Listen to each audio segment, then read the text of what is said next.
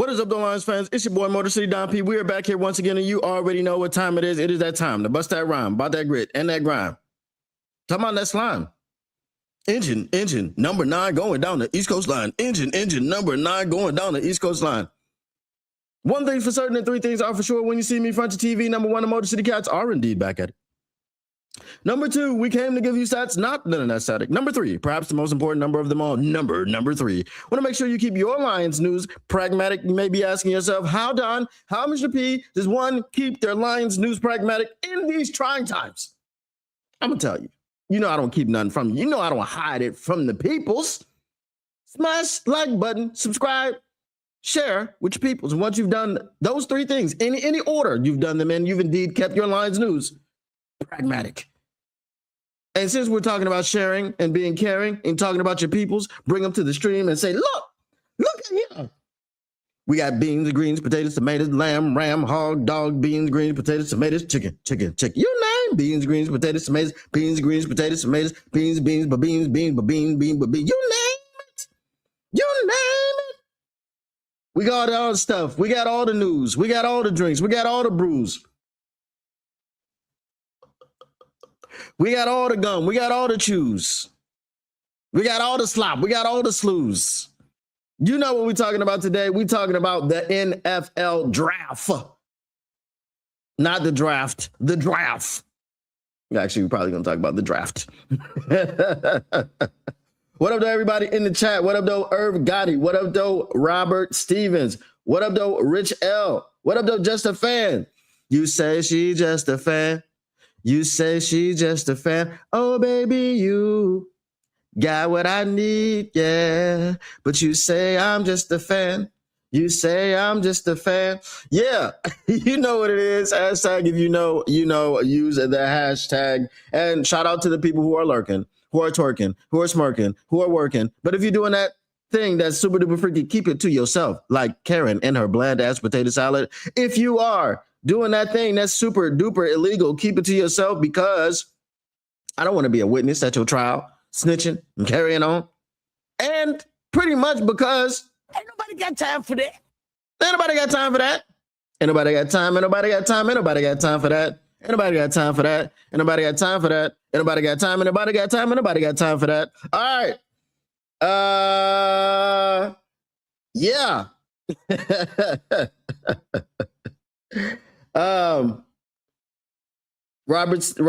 Rich L says, I'm not going to your trial. Exactly. We not doing all that. Ain't nobody got time for that. All right. Today we are going to be talking about the Detroit Lions and the NFL draft, which is pretty much what we're going to be talking about throughout this next couple of weeks. We're going to be breaking things down. We're going to be talking about prospects. We're going to be doing all types of things. I do have a video that I'm going to be dropping at some point in time. And it's going to be entitled, What Does BPA Mean to You? I've got some stats. I've got some statistics. I've got some takes. And I want to take some time to drop a video. I'm trying to be more consistent with this video dropping. Now that I'm pretty much in my own studio, I've got to get my schedule together. But, just like this morning, someone had messed with my stuff, unplugged one of my lights. I was like, what the frick is going on here? Or I should say this evening, because, for y'all, it's nighttime. For me, it's morning time. You know what I mean? So once I can get my schedule together and I'm like, all right, let me put together these videos, try to drop one a day or whatever the case may be, just something different than what my live users get every day. My live viewers, not users, my live viewers, my live subscribers, they get the lives every day. They get to see the raw, uncut Motor City Don P every day. Right? But some of the people who don't have time to tap into the lives, they don't really have the content for them. So I'm going to try to branch out and do more videos on a more consistent basis, because you know what? You got to be consistent putting out other content that YouTube will show it to your subscribers. I dropped a clip the other day and it had 3 views. I was like, what the hell is this? But you know what? I haven't been consistent, really dropping long form videos. If y'all notice, I've been very, very consistent now, dropping shorts, at least 2 shorts a day, try to be around the same time. Like after the show, I'll drop a short, and early in the morning, I'll drop a short, try to get consistent with this, trying to get my channel ready for the 1,000 subscriber push. So yes, I will have a video coming out. I may drop it today. Definitely, since today is Friday, you'll definitely have the video to be able to watch on Saturday. Maybe it'll be Saturday night, like 24 hours from now. Okay. And I want you to have something for Sunday as well. So I'm looking to have some shorts and some videos coming out this weekend. So bear with me. Make sure that you keep it locked. All right. The first thing we're going to talk about is 3 under the radar draft prospects. Obviously, yesterday we talked about 3 prospects that the Detroit Lions should stay away from. So we're now going to do 3 under the radar prospects that the Detroit Lions could go ahead and possibly draft and help them in some way, shape, form, or fashion. We've got the 1st round pick. We've got the 2nd round pick. We've got nothing in the 3rd round, and then we're doubling up the rest of the way. We got 2 4ths, maybe 1 5th, 2 6ths, and a 7th. Or do we have 2 5ths?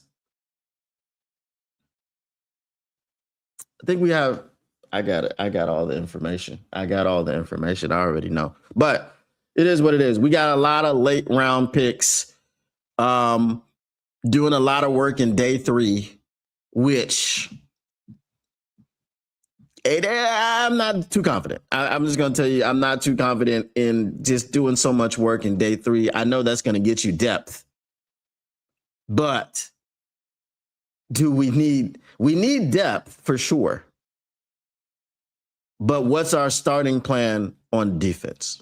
This is the problem. I have no worries about offense. You can't worry about the offense. Offense always be tougher. Always. So you can't worry about it. But the defense, a little anemic. Little anemic. Little, you know what I'm saying? We struggling. We struggling. So let's get into that. All right. Just a Fan says, don't drop your shorts in public. Just a Fan with the dad joke. But I wish Derek would shout you out in his stream like you do him. He shouts me out from time to time. Look, Derek shouts me out by asking me to be on Syndicats 365, right? Derek shouts me out by putting a panel show together with me on the panel, right? That is a great service that he does, for me, to help me out, to have me on, to take me under his wing. So shout out to Derek, man. I ain't never gonna say nothing in the slightest to slight my man. So he's got a whole show with me on it. It drops 3 times a week, right? He's hitting me with the monies, right?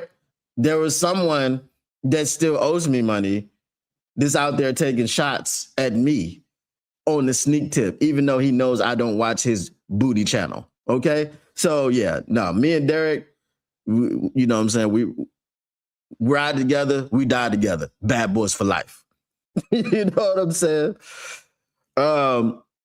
Love the 5 p.m. Pacific time slot. I am not getting up at 4 or 5 a.m. East Coast pods. Bruh. So time with y'all is so crazy. So what I've started doing, because last year at this time, I was getting up, I was going to work at 7 a.m. right? The heavies would be on at 7 a.m. my time. I would listen to the heavies, and I would get back here by 10 a.m. my time so that I could go live. What I'm doing now is I'm waking up, right? Not at 7 a.m.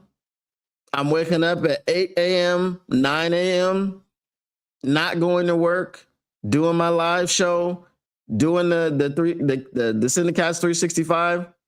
Then I go to work. I get back in the house around 1 a.m., 12 a.m., 1 a.m. Last night, yesterday, or this morning, I should say, I got back in at 2 a.m., right? Because the grind is the grind. You know, the grind is the grind. But, you know, when I get up and do the streams, all the 1 a.m. games for the first month or two, or I think the first month or month and a half of the season, all the 1 p.m. games are 3 a.m. for me. At some point in time, they go to 5 p.m. or 5 a.m. Sorry. So if I keep working the way that I'm working now, those 3 a.m. games, yeah, I'm just not sleeping. Right. So if it's 1 p.m. and I got to be up at 3 a.m. and stream the game, I'm not going to sleep. I'm not going to sleep at all. So I'll go to sleep for a few hours after the game, right? Because it'll be over for me at 6 a.m. I'll probably go to sleep till 12 noon and get back on the grind. It's just how I got to go. You know, when you bring in the content to the people, you got to do what you got to do. You know what I mean? So shout out to you guys who are here all the time and who are supporting. It means a whole lot, because if you weren't here, I definitely wouldn't be doing none of this. I'll tell you that much. 2 4s, 2 5s, 2 6, and a 7. Okay, that's what I thought. 5 picks between 118 and 205. Crazy. I was one of the 3, LOL. Lions Live 365, you definitely are one of the 3. You definitely are one of the 3. I love him, Don. He's my homie since 9 years. I feel you. But nah, you know, he's been good to me, you know, even though I came in this thing and, you know, we have a common enemy. I'll tell you that much. We have a common enemy. I bet Brad ends up with 6 or 7 picks. I would hope so. And I would hope that he ends up with picks in the 3rd round and he would do something good with them. He will do something beneficial with them, not take another damn wide receiver, because I'll be angry. I'm going to tell you that much. That's what makes Syndicats great, MCDP. And I'm glad you enjoy it, fan. I'm glad you enjoy it. All right, I need to get some water before we get into this. 1 second, be right back.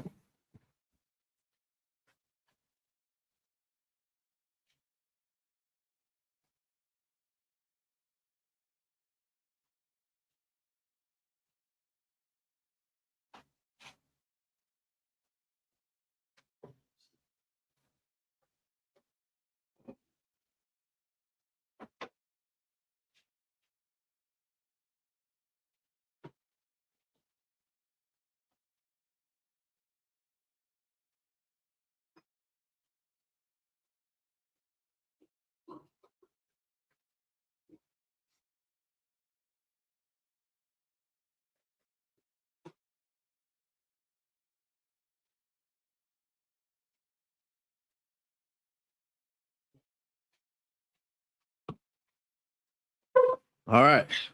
We do have all the drinks.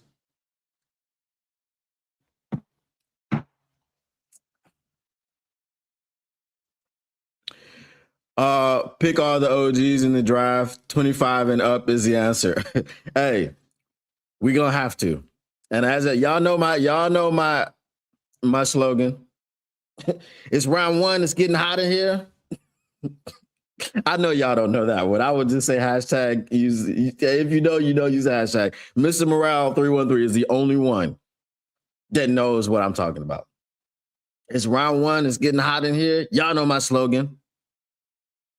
I found you before Derek, though. You found me before Derek found me. Oh, okay. Yeah, I was in these streets, man. I was in these streets.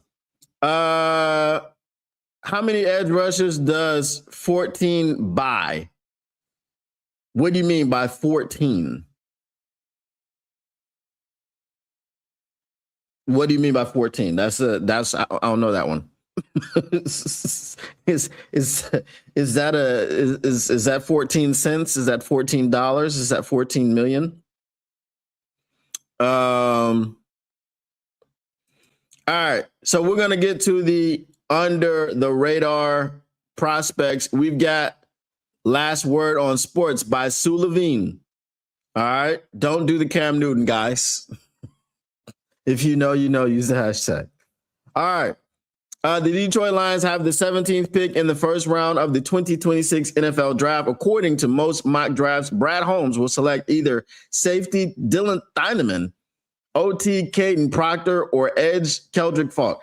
Guy, look. All right, Mike. Mike, you are the mock draft guy.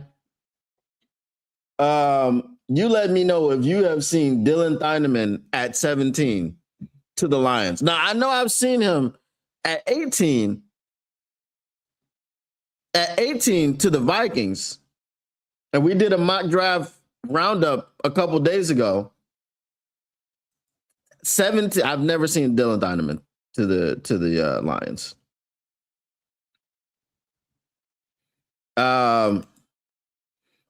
We need to leave the draft with 3 edge rushers and 5 defenders.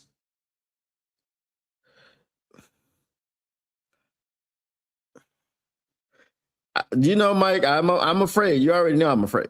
You know I'm afraid. Do we not? I'm afraid. I think I found you while I was in rehab for my open heart surgery. Well, shout out to you, and I hope everything went well, and I hope I helped with that. I think Proctor is a smokescreen. He might be. Look, I saw. Now, I think y'all all know Russell Brown. He said he believes that Proctor is a second round pick.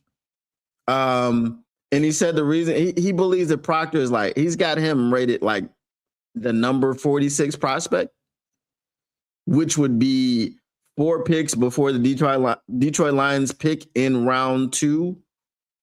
Now, if Russell Brown would be so inclined to be accurate with this, that would be awesome.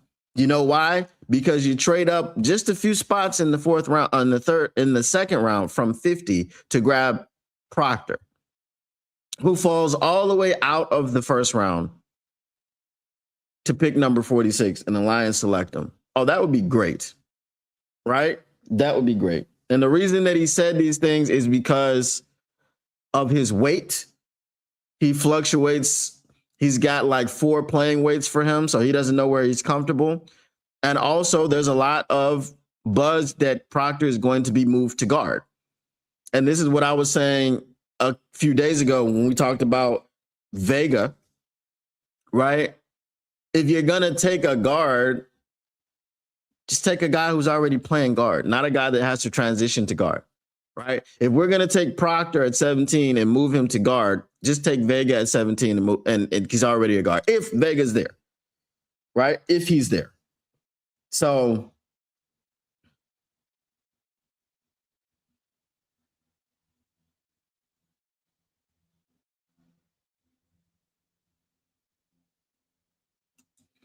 said Proctor is such a fit. That's just smoke. I'm just saying. I'm glad I did. I'm just saying. we talking about hypotheticals. Proctor is the Broderick Martin of the offensive line. No, he's not. Come on, bro. Come on now. Come on.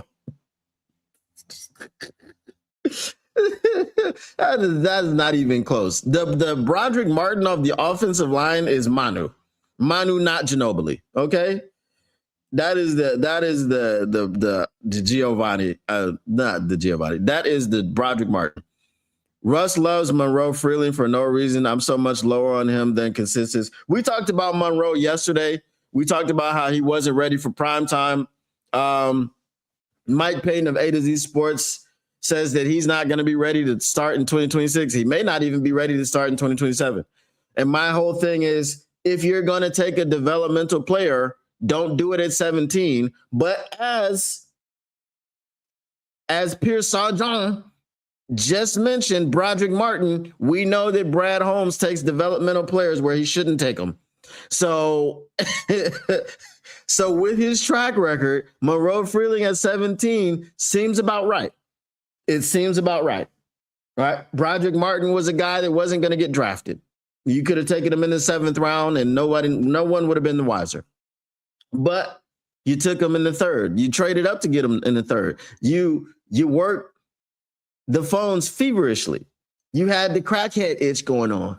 Man, I just need you. Hey, look, man, we just trying to get up back in the 3rd round, man. We need to go ahead, man. Come on now. Hey, man, I give you a 5, a 6, and a 7, player. Come on. Give it to me now. Come on. Right? That was Brad Holmes was doing to get up to Broderick Martin. So if you got a guy in Monroe Freeling who really, truly is developmental, who needs a year, maybe 2, sitting behind Larry Borum, 17 is right for Brad Holmes. The price is right, Bob. This NFL guy picked us an edge and then said Detroit was in love with Proctor. Is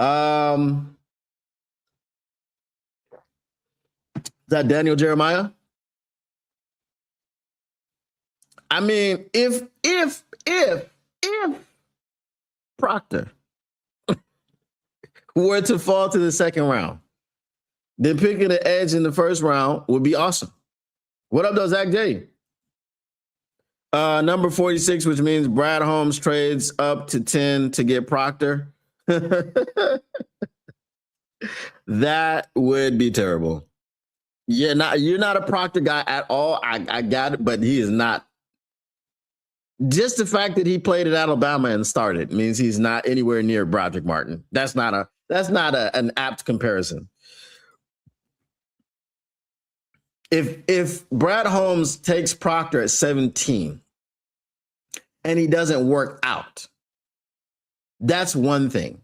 If Brad Holmes takes Proctor at 17, not too many people will be scratching their heads going, what was he thinking? I don't know what he was doing, blah, blah, blah, blah, blah, blah.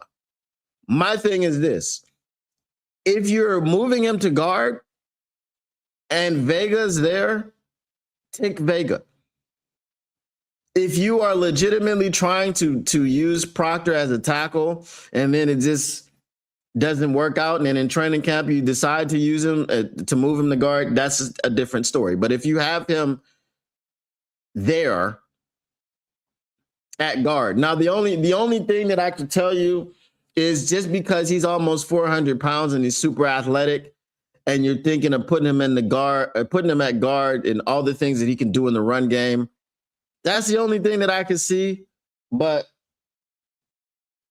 if I'm going to take a guard and Vega's available, I'm taking Vega over Proctor, not a guy that I have to move to guard. That's all I'm saying. If Proctor doesn't work out in the NFL, he can always become a proctologist. But if you're trying to take a guard, don't take it at 17.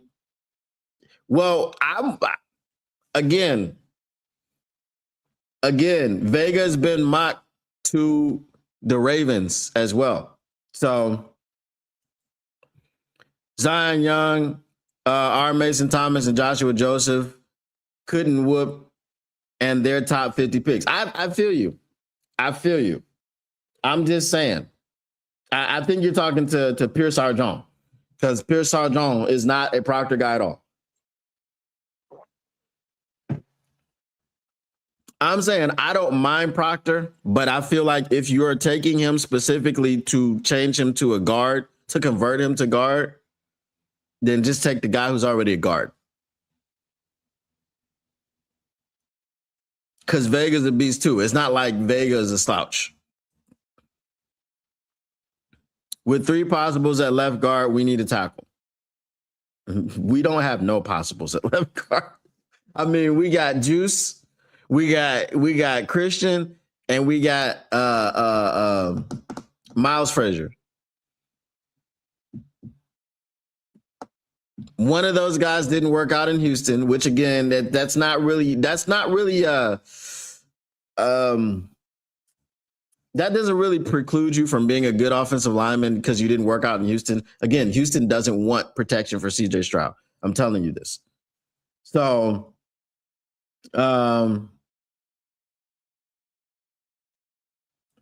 he says Miles Frazier to right tackle all defensive drive. See, Mike, as a Brad guy, that's where your credibility goes out of the window. You know Larry Borom is your starting right tackle.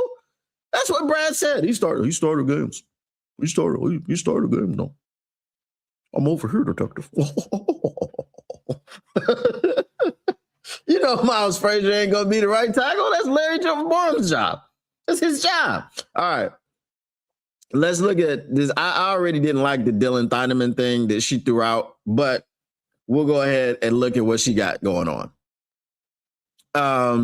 If Brad Holmes selects Dylan Thieneman at 17, what's happening in Detroit? Is it looting? Are we rioting? Are we burning the city? Or what are we doing? What are we doing? Are we going to Brad Holmes' house with pitchforks? Right? I think Derek might know where Brad Holmes lives. You know what I'm saying? What are we doing for Dylan Thieneman in 17? Y'all let me know. How much do y'all believe in Hank Fraley? Well, you know what? If you're looking at it, I know we hear he's the greatest offensive line coach in the history of offensive line coaches. Penei Sewell, I could have developed Penei Sewell. Right? I could have developed Penei Sewell.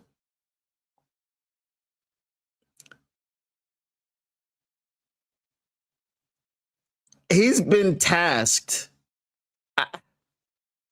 You know what? Just looking at some of the combinations that he's had and they have worked. I mean, he had Coyote Awasika looking serviceable, but that was also Frank Ragnow. Coyote Awasika looked terrible last year without Frank Ragnow. So I don't know. I would say I believe in him, but I also would say the talent that we've had, the top tier talent that we've had, has also made him look a little bit better. You know what I'm saying? So that's a question. Toilet paper and chicken eggs at Brad's house. We're going to TP. Safety in the first equals Brad definitely fired. I got you. I know what you did. I said that BDF. Fraley can coach them, but he can't play for them. I already figured it out. Blake Miller can be an instant starter, 10 years, no Pro Bowls.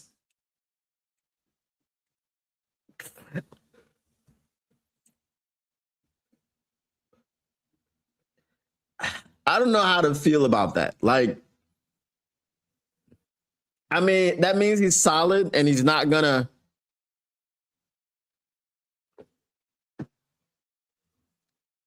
He's solid and he's not gonna wow you, but we're not gonna call his name too much, which is really, you really want offensive linemen to be solid. I think as Detroit Lions fans, we talk about offensive linemen a lot. And obviously we got Penei Sewell, who, you know, he's our first ballot Hall of Famer. We already know that.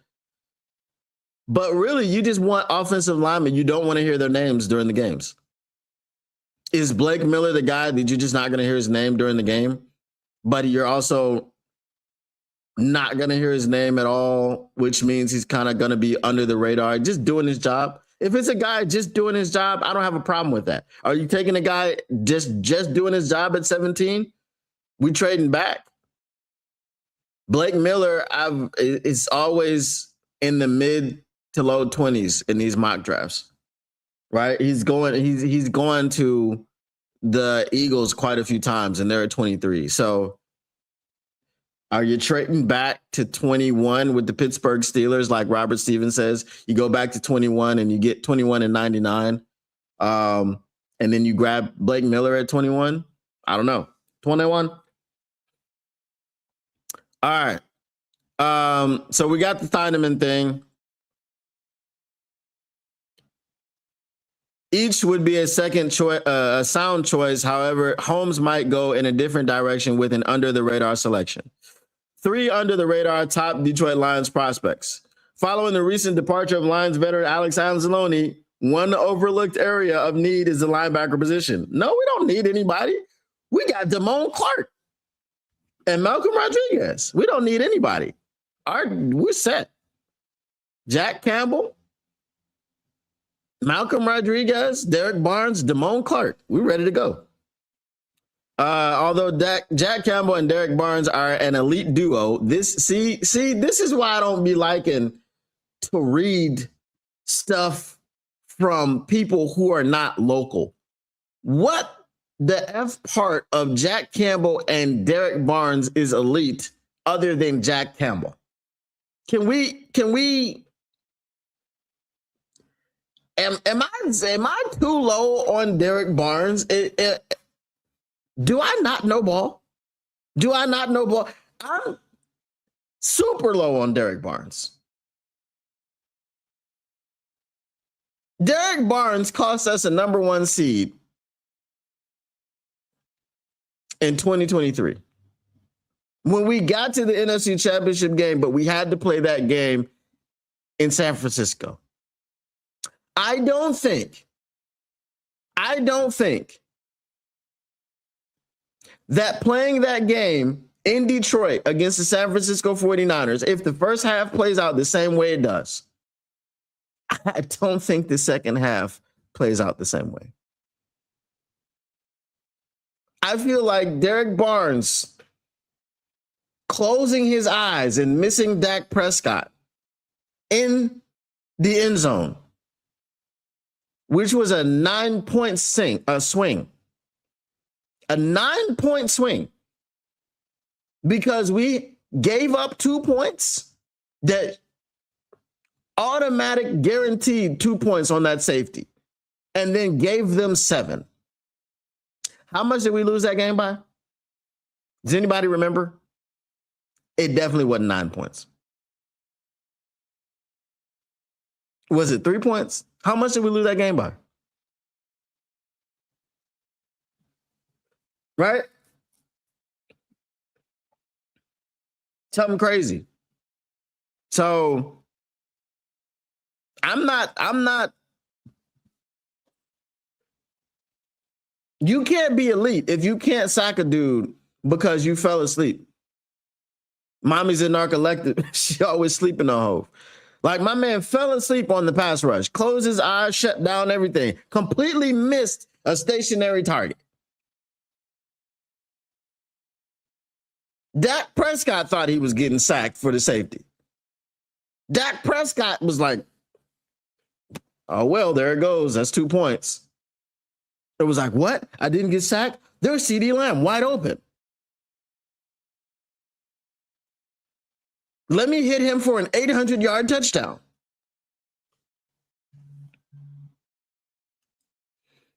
I don't trust Ignatius with picks in the 90s. 21, my favorite grid soundbite. 21. Jack Campbell doing a lot of heavy lifting on that elite duo. You can't hear me? I was in. I don't think I dropped out. Barnes never should have been re-signed. That's Shep's brother, little brother. What do you mean? That was a no-brainer, a non-starter. Shep would not have accepted the defensive coordinator position if Derek Barnes wasn't re-signed. So you mean to tell me we would have missed out on Derek Barnes and Shep if we didn't re-sign Derek Barnes? Whatever would the Lions have done? I don't know. Maybe sign a defensive coordinator who's good. I don't know. Derek Barnes closed out Tampa Bay. He did. He closed that out. But did he redeem himself? Did him closing that game out keep us from going to San Francisco?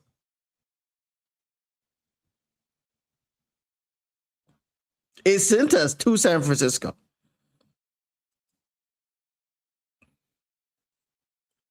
I don't know how much we lost by my eyes were closed, just like Derek Barnes. Regardless how hot that might sound. And if we had our 2 third-round picks this year, this draft would be looking a lot different. A whole lot different. A whole lot different. You hear me? Okay. All right. All right. Let's continue. Anzalone will be missed. Here are 3 possible LB draft prospects who might fit his role. Anthony Hill Jr., Texas linebacker. A decorated multi-sport athlete from Denton, Texas, Anthony Hill Jr. projects as one of the elite prospects in his class. A finalist for the Butkus Award, the nation's top linebacker, he started 10 games, recording 69 tackles, 7 tackles for loss, 4 sacks, 2 interceptions, 3 forced fumbles, and a PBU. According to the LWOS draft profile, Hill Jr. is a defender who wins with speed, instincts, and aggression. Deciding to forego his senior year to declare for the 2026 NFL draft, he was one of the standout performers at the NFL Combine, ranking second with an athleticism score of 86. Hill ran a 4.51 in the 40-yard dash with a 1.58 10-yard split. His other skill drills were equally impressive. Hill posted a 37-inch vertical jump, a 10.5-inch, a 10-foot 5-inch broad jump, and bench press 21 reps. NFLDraftBuzz.com profiled him as a defender who runs downhill with violence and bad intentions. The profile highlighted Hill's off-the-charts ball production and elite tackle ability. Violence and bad intentions is something that AG used to say.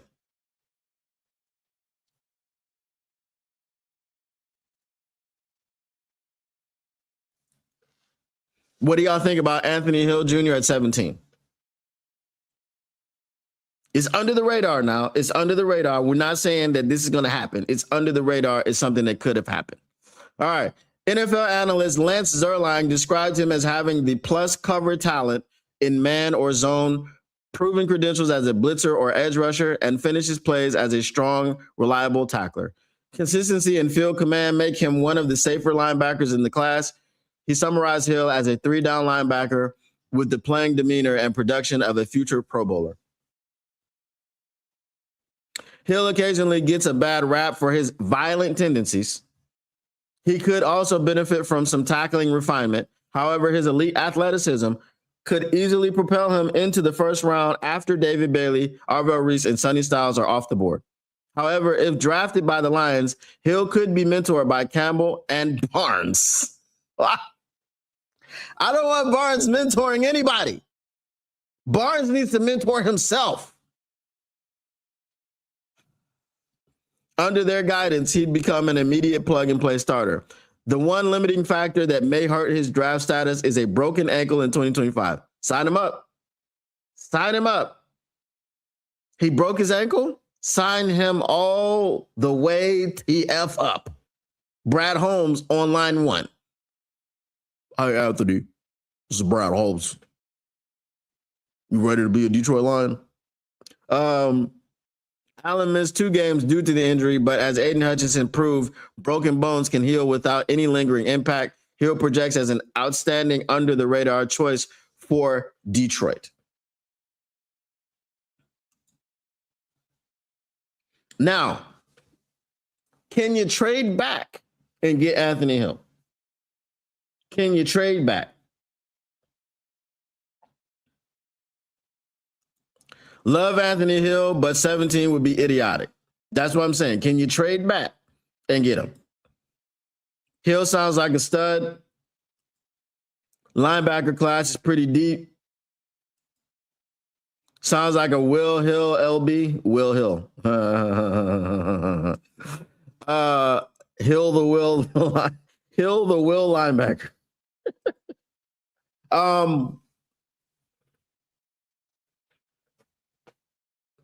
Here's the problem with Anthony Hill, right? Lions Live 365. Mike says this. All right, Mike. No, not that one. Okay. Mike says, where's that comment at? Okay. Mike says this. Love Anthony Hill, but 17 would be idiotic. So here's what I'm going to say to you, Mike. He says trade back twice if we can. But I'm gonna tell you this. Here's the problem. Love Anthony Hill, but 17 would be idiotic. There is one sentence in this article that I'm worried about. Hill occasionally gets a bad rap for his violent tendencies. He could also benefit from some tackling refinement. Okay. Here's the sentence. However, his elite athleticism could easily propel him into the first round after David Bailey, Arvell Reese, and Sonny Styles are off the board. David Bailey, Arvell Reese, and Sonny Styles all project to go top 10. Right? All of those guys project to go top 10. Would you agree with that? So my problem is this. If all those guys go top 10, there's only one FOMO franchise that needs to present itself in the draft. There's only one FOMO franchise. I don't know who that FOMO franchise is going to be. It could be the Detroit Lions. It could be somebody else. But we would like to trade back to the bottom of the first round to grab David Hill. I said David Hill. I was thinking David Bailey. Not only Anthony Hill. Not only are Anthony Hill, are David Bailey, Arvell Reese, and Sonny Styles projected in the top 10. Arvell Reese is routinely mocked to the Jets at number 2. Sonny Styles is routinely mocked to the New York Giants at number 5. The lowest I've seen Sonny Styles go is 12 to the Cowboys. Right? David Bailey has been mocked number 4 to the Titans when they're not mocking Jeremiah Love to the Titans, which I really can't understand. I really don't understand. Okay?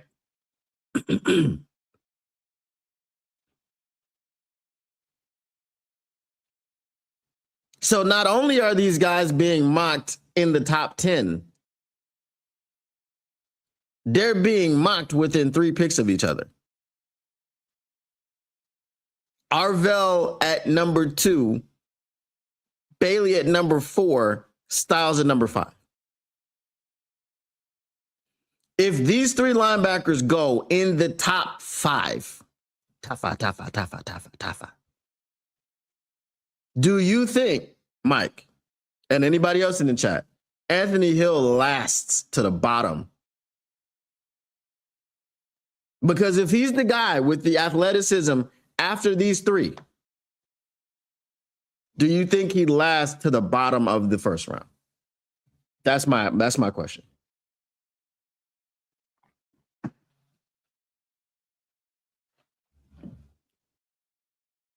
No.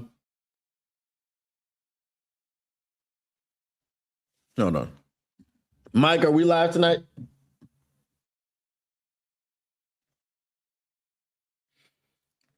Mike says Hill is my LB4. I got you. Is he going to last that far?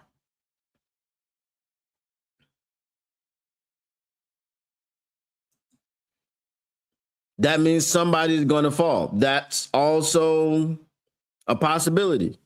If 3 linebackers go in the top 5, somebody is going to fall.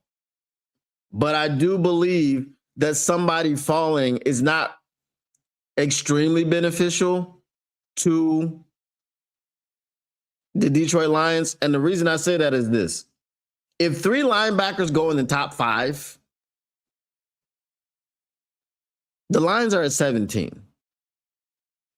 That means that there's going to be 3 other teams before the Detroit Lions that are going to benefit from people falling. Right? That means some tackles are going to fall that people are not going to pass on by the time it gets to Detroit. I don't know. But, I mean, you had to have a perfect top 6 for the Detroit Lions to draft Penei Sewell because he fell to you at number 7. 17 is a long way down. I don't know or think that 17 is going to benefit. It could. Now, it could. It could benefit. People could be trading out of their picks because they're like, oh, you know, we were trying to get Sonny. We were trying to get Arvell. We were trying to get David Bailey. People could be trading back. The Lions could move up. In that case, if they wanted to move up to get somebody, they could trade back as well. Maybe someone is, I don't know. It just depends on how the board goes. But I feel like if he's your linebacker 4 and there's an early run on linebackers, 3 in the top 5, somebody's going to get into the FOMO mode. Somebody's going to get into the FOMO mode. Nobody expected Bo Nix to go when he went, right? But Denver got into the FOMO mode. Hell, the real FOMO team was the Minnesota Vikings by taking J.J. McCarthy. They saw all those quarterbacks go, and they were like, JJ, come on down. So that's what I'm saying. Brad will trade up for the love. Bro, if Brad trades up for Jeremiah Love, again, former running back, got into the game by watching Barry Sanders, loved what Barry did, wanted to be Barry, studied Barry, right? Love running backs. That's my first love. Corner's my second love. If you trade up for Jeremiah Love after you just got rid of Monty and you already have Jahmyr Gibbs, I'm done. I'm done. We need to find this house. We need to find this house. I'm sorry.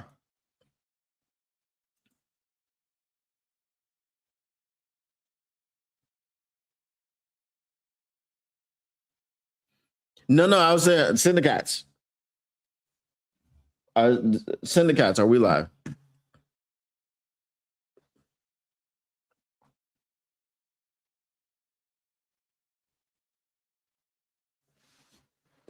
If we're not, we. Yeah, I just muted the mic. If we're not, we can extend it. Hold on.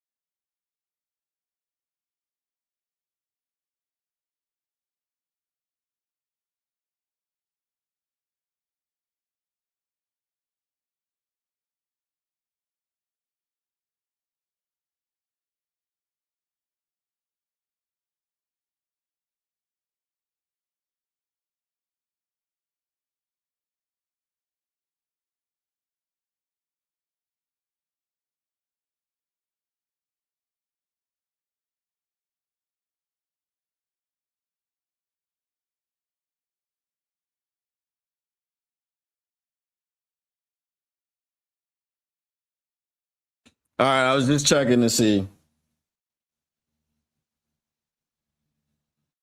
That's what I was checking. No, man, I had left.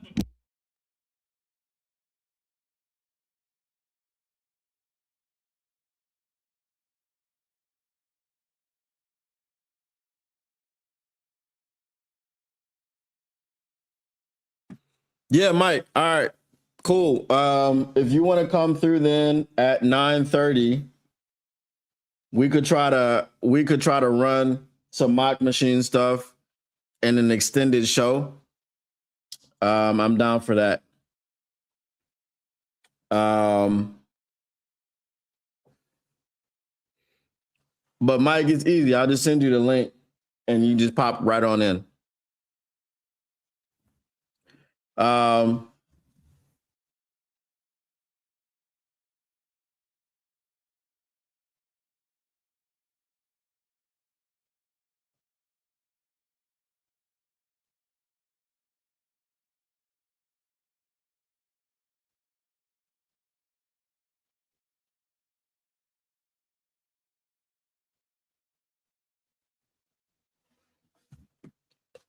All right.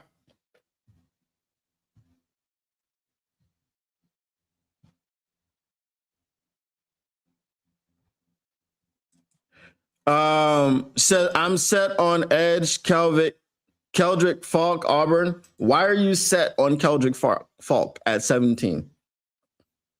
I don't. Why are you doing that? Why do you want the Marcus Davenport clone at 17? All right. The next person on this list is CJ Allen, Georgia linebacker, an intriguing junior and former 4-star recruit from Barnesville, Georgia.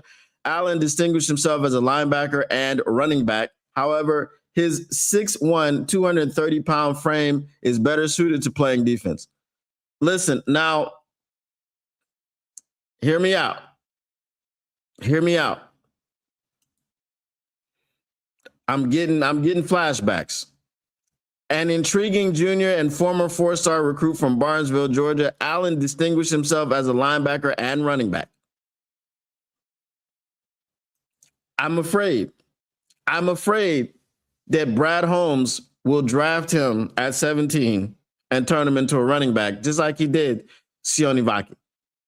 Sione Vaki, if y'all don't remember, played running back for about 5 minutes, and Brad Holmes and Dan Campbell were like, oh, we got to have that guy. He played running back for 5 minutes. Stop it. Get some help. Okay? But that's what they wanted.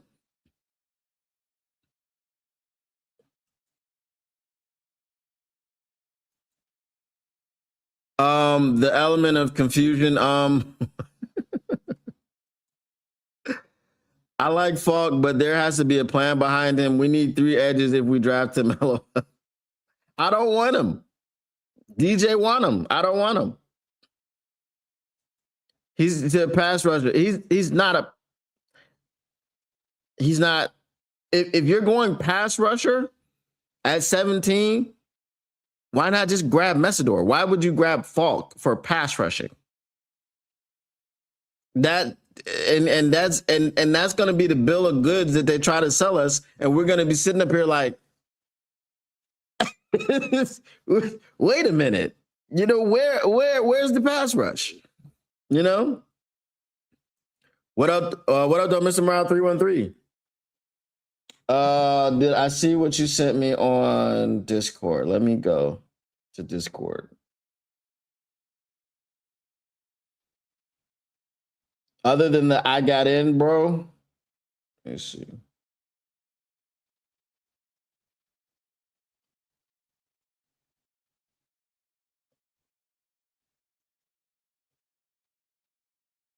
Oh, okay. Yeah. Yeah. Okay. That might be a video topic.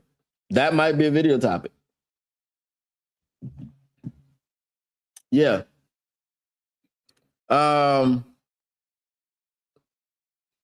You forgot we have TDI, Turner definitely injured. Vaki played a good safety, and that's why I thought we were drafting him as safety. And then they turned him into a running back. I see it. Yep. I mean, I might do because I'm gonna try to do 2 videos this weekend. I've got a video coming out called "What Does BPA Mean to You?" What mean the world to you? We're gonna see about that one. And I did have another one. It's similar. It's about the free agents.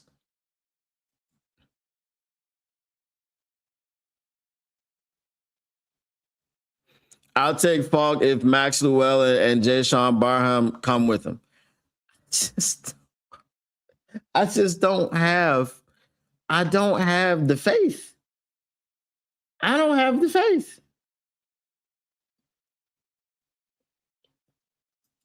Ignatius operates off BIP.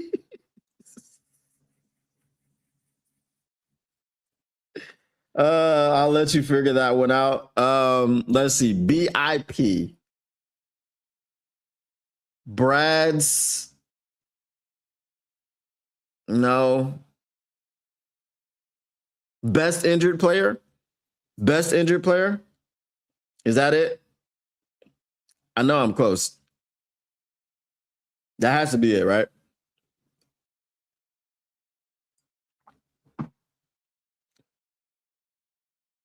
Yep, I was right. Ding, ding, ding, ding, ding, ding. The champ is here. I got that drop too. I don't remember where it is, but I got it.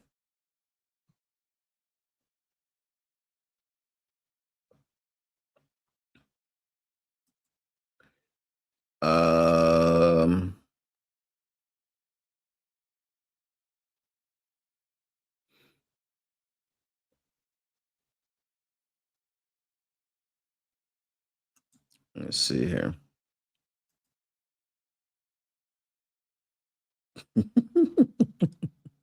Best injured is about right. All right, let's continue with CJ Allen. Named the SEC Freshman of the Week, Allen made an immediate impact in his first game. According to his LWOS draft profile, he led the Bulldogs defense in 22-5 in tackles for loss, and forced fumbles. Allen recorded 88 tackles, 8 tackles for loss, 3.5 sacks, 4 PBUs, and 2 forced fumbles. His PFF.com 90.8 run defense grade ranks 12th among all collegiate linebackers last year. Allen was first team All SEC, named a finalist for the Butkus Award, Nation's Top Linebacker, and the Lott Impact Trophy, Nation's Top Defender with integrity, maturity, performance, academics, community, tenacity. Okay, integrity, academics, community, tenacity, maturity, all of that fits the Lions grit model. Performance doesn't matter to them. Zerline described Allen as a green dot linebacker and team captain, more capable of rowing the boat than making big splashes. Nothing that team captain, Lions love that. Noting that he times his blitz takeoffs to mirror running backs, Zerline concluded that he's an effective blitzer with average man coverage talent and is capable on all 3 downs. So you mean he's a replacement for Derek Barnes? That would be awesome. But Derek Barnes is Shep's little brother. I don't think y'all really take into account that Shep loves Derek Barnes. I don't really think y'all take that into account. Unfortunately, Allen chose not to participate in the combine skills drills, and he didn't run the 40-yard dash at Georgia's Pro Day. The excuse given was a lingering knee swelling from a meniscus tear late last year. Sign him up. One guy has a broken ankle from last year. This guy has a torn meniscus from last year. These guys are going to be Detroit Lions some kind of way, some kind of how. I'm telling you. Brad Holmes is going to trade down and draft Anthony Hill, and then he's going to trade back up in the first round and draft CJ Allen. Just because. NFLDraftBuzz.com portrays Allen as a natural communicator who gets teammates aligned pre-snap and handles the green dot responsibilities with the poise of a 10-year veteran. Allen's primary fit for Detroit may be as a solid defender in the trenches against the run game. Anzalone excelled at pass coverage with tight ends and running backs. Allen's profile suggests he could assume that role for the Lions. Jack Campbell, one of the best linebackers in the NFL, handles green dot responsibilities for Detroit. However, if needed, Allen could potentially sub in to relieve Campbell. You're not doing, listen, you're not drafting CJ Allen at 17. I'm sorry. I just don't, you're not. We're not doing it.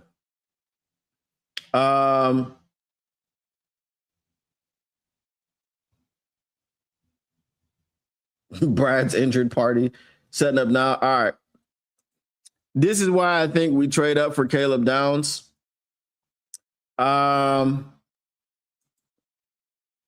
Degenerative ACL, come on down. Hey, Caleb, this is Brad Holmes, Lions GM. You ready to be a Lion? Ignatius voice. Does Caleb have a degenerative ACL issue?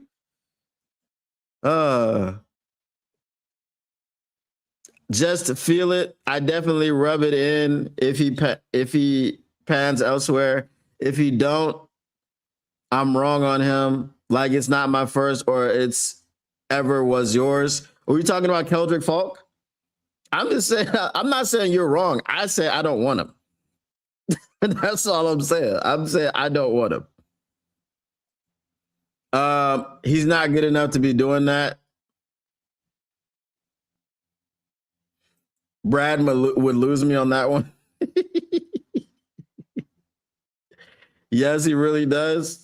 Well, I mean, if he's got a degenerate, who would he be the replacement for? So you're gonna draft Kirby Insurance with also a knee issue?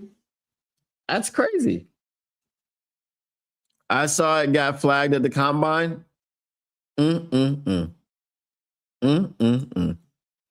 After what I watched today, I'm cutting Brad some slack. You talking about the philosophies? You cutting Brad some slack? Fair enough. Yeah. I'm tired of their scheme. I'm tired of the I'm tired of the big edge, I'm tired of all that, man. They're chasing a freaking, I don't know what they're chasing. I really don't. All right, let me send Mike. Mike, I'll just send you the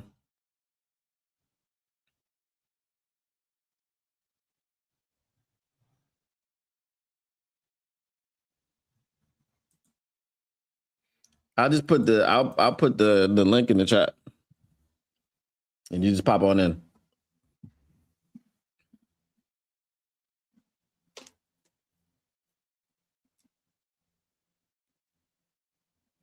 Want a safety to replace Anzalone, step into the new age?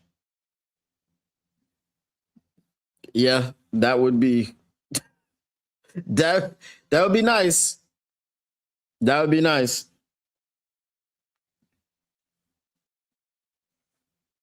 All right, Robert Stevens, we'll holler at you, man. We'll see you next week.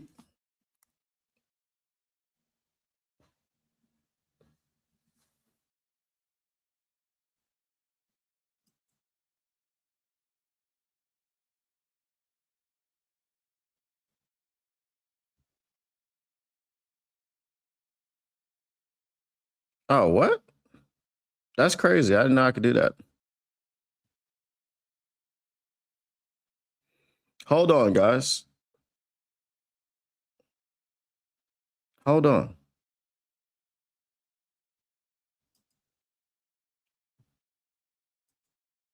I'm just going to do something right quick. What is up, though, Lions fans? It's your boy, Motor City Don P. We are back here once again, and you all already know what time it is. It is that time to bust that rhyme. I didn't know I could do that. That is crazy. Wow. Okay. Okay. Okay. All right. I didn't know I could do that. That is crazy, bro.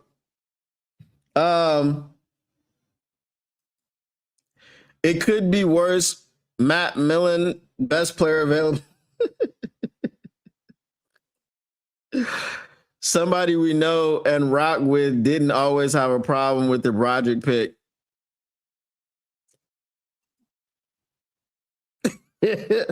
Well, listen.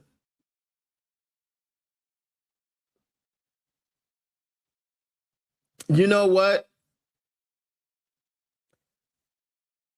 I think the Broderick Martin pick got worse over time. I know initially I didn't know who Broderick Martin was. Initially, I had heard nothing about him. And you know what else had already happened? Jahmyr Gibbs, Jack Campbell, Sam Laporta, and Brian Branch. That had already happened. So because those three things had already, so the four things had already happened, and then we got Hendon Hooker. I think a lot of people who were golf haters who were happy about Hendon Hooker. I don't think that third round initially for too many people got too much proper scrutiny because he was cooking in the first two rounds. That's what at least for myself, I know 100% that it didn't really matter that much. And then also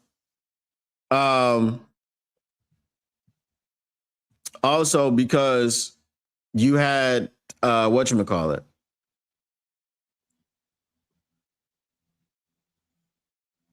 Yeah, also because you had to run to the NFC Championship game. So I really don't think that it got the proper scrutiny. What up, though, Mike? What's Lions good? Live 365 on your green screen. What's good with you? Man, ain't that much. All right. So I don't know. This is going to be the first live test of what can we say here? Let me see. Is there a screen? All right, we're going to share a screen.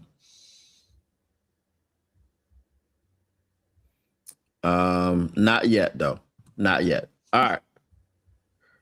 Let's see. So it's saying I should have two monitors, which I do have, but I just have to connect it. And it is over there. So I'm not going to do that right now. Let me see. So Mike, you should be able to to log into the mock machine, right? I've had some issues that I've fixed. Okay. Let's see.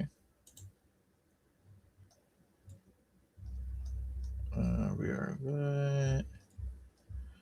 Let's log in. Screw it.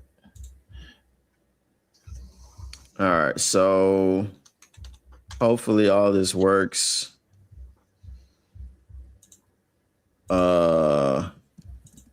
I'll create a room right now. You need me to sign in? Yeah, because hopefully this room creation works. I've had a bit of a caching issue, so I've had to create whatchamacallits. All right. Like it hasn't been working on my main Chrome. It's been working on incognito windows. Okay. And it's looking like this is not going to work on the main Chrome either.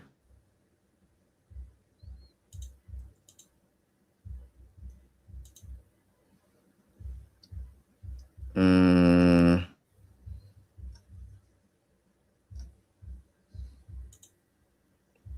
All right, let's sign back in. That did not work.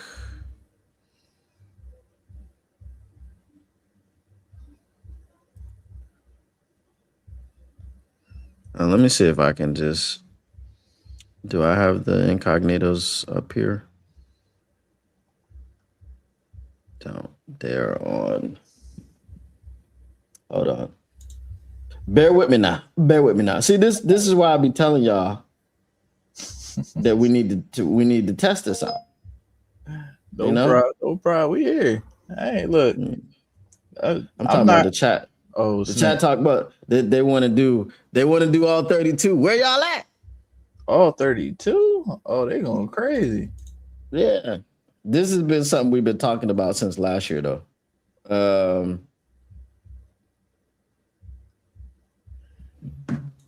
I just put my new router in yesterday, so I didn't even set it up. So I can't use the Wi-Fi. I can only use the whatchamacallit.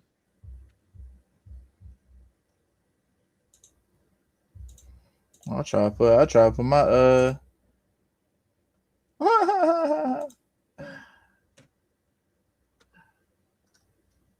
What happened? No, I tried to put my background up, but now I disappeared. Oh. I'm definitely gone. Yeah, you are gone. Yeah, we just gonna have to leave it green screen for now. We gonna figure that out. Are you using OBS? I was using OBS, but I took it down. Yeah, but I use OBS. I just opened up your link. I ain't trying to do too much. Oh, okay. I mean, if you use OBS, then you can use the virtual camera, and you can turn your virtual camera on, and your background, all that stuff will be. That's what I do. Okay. Right. Hold on, let me get something like a napkin or something. 1 second.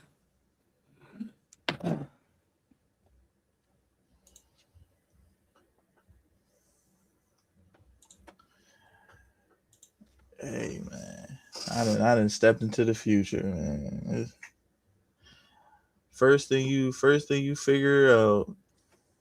First thing you figure out is technology is next level doing this for real.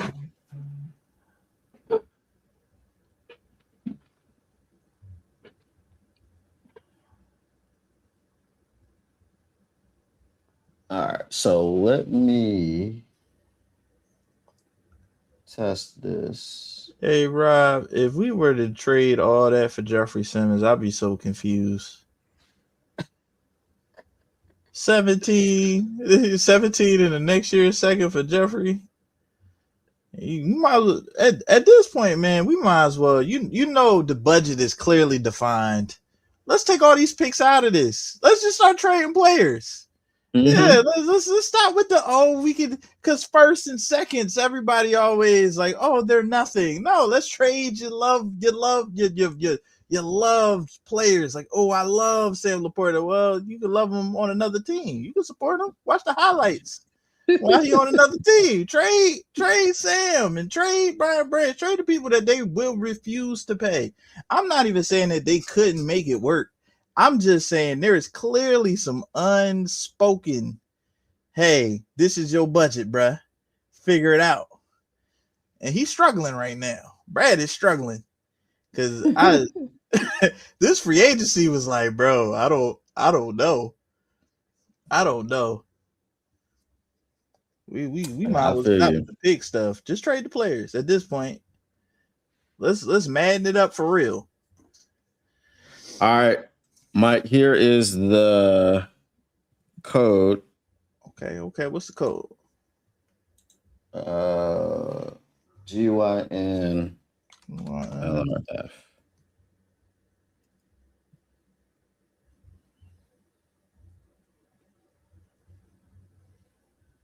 GYN LRF. All right, Mr. Morale is in there. If Mr. Morale, if you want to, if you're still here and you want to participate, because I got 3 of my accounts in there, so it's going to be you and Mike as well. Whoa, snap! It feel weird. It feel weird picking another team other than the Lions to draft with. Okay. Yeah, Let's see. we just testing. No, it's all good. I'll Yeah. be. Hold on, let me see. I'm gonna pick a team. I'm gonna pick a team before us. Bro, I think the first 2 picks I got, and I got to figure out where all of these things are. Where am I signed in at? Yo, if a gun was to my head and I had to pick another NFL team, who would I pick? I know. So I'm actually like an honorary member of Chiefs Nation, and that's a whole story. Oh yeah. Yes. Do you remember Hussein Abdullah? No.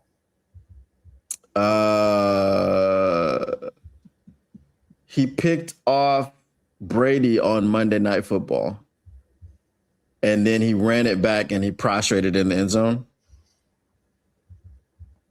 I don't know why that's not. I don't remember. 39 of the Chiefs. 39 of the Chiefs. Still, yeah. Memory shot.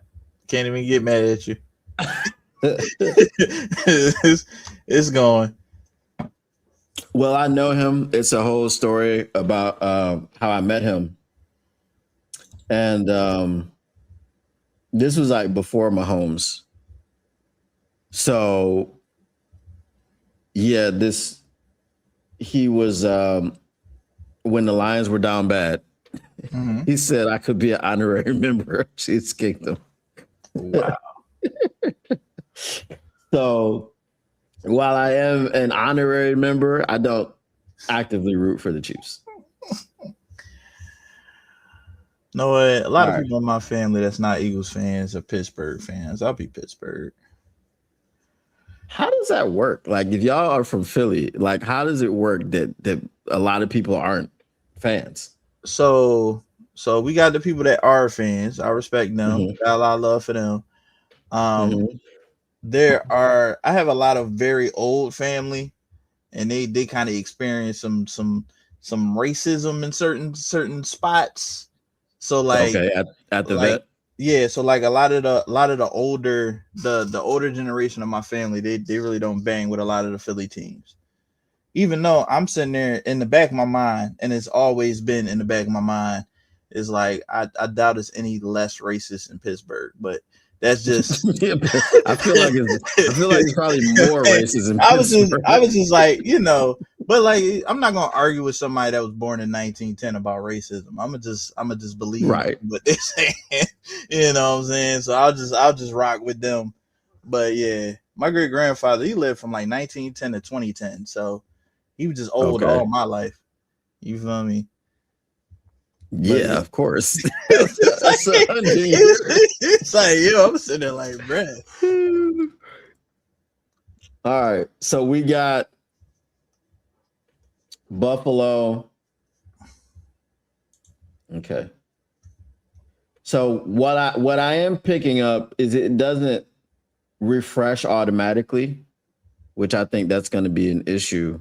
So I might need to make a change to that. But once we start the draft, then the stuff should be working. I feel like I am not signed in.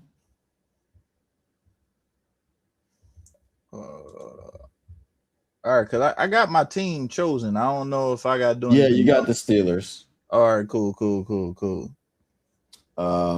Let me just see if I'm signed in, because one of my accounts, I don't see where I'm signed in at.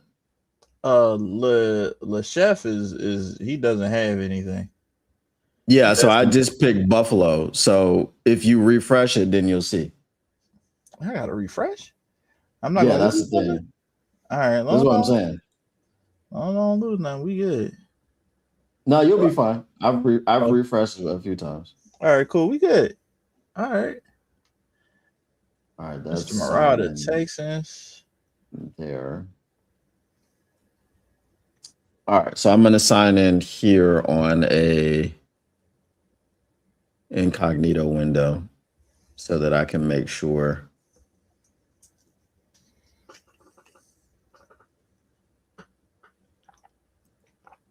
that all of my accounts are signed in.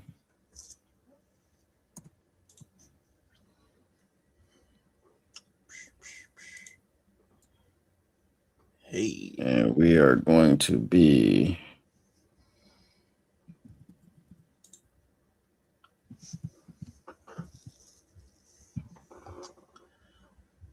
Your mark machine don't really like me like that, man. It ain't. what? It hasn't given me more higher than a C yet. I've been a C every time. I got a bunch of C's and a D. They was like, man, I don't know what you doing, bro. You reaching. I was like, all right. I'm gonna leave it. Okay. Woo.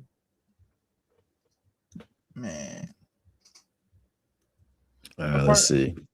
Part of me wants to pick a team I hate and just pick all bad picks, but that would kill the experiment. It's not like it's real life. You know what I'm saying? All right, so it's gonna make me join this again, but what's the code again? Ooh, GYNLRF. LRF. Oh. But I'm already in there, so hopefully it doesn't like have me join twice. Okay, no. Okay, good.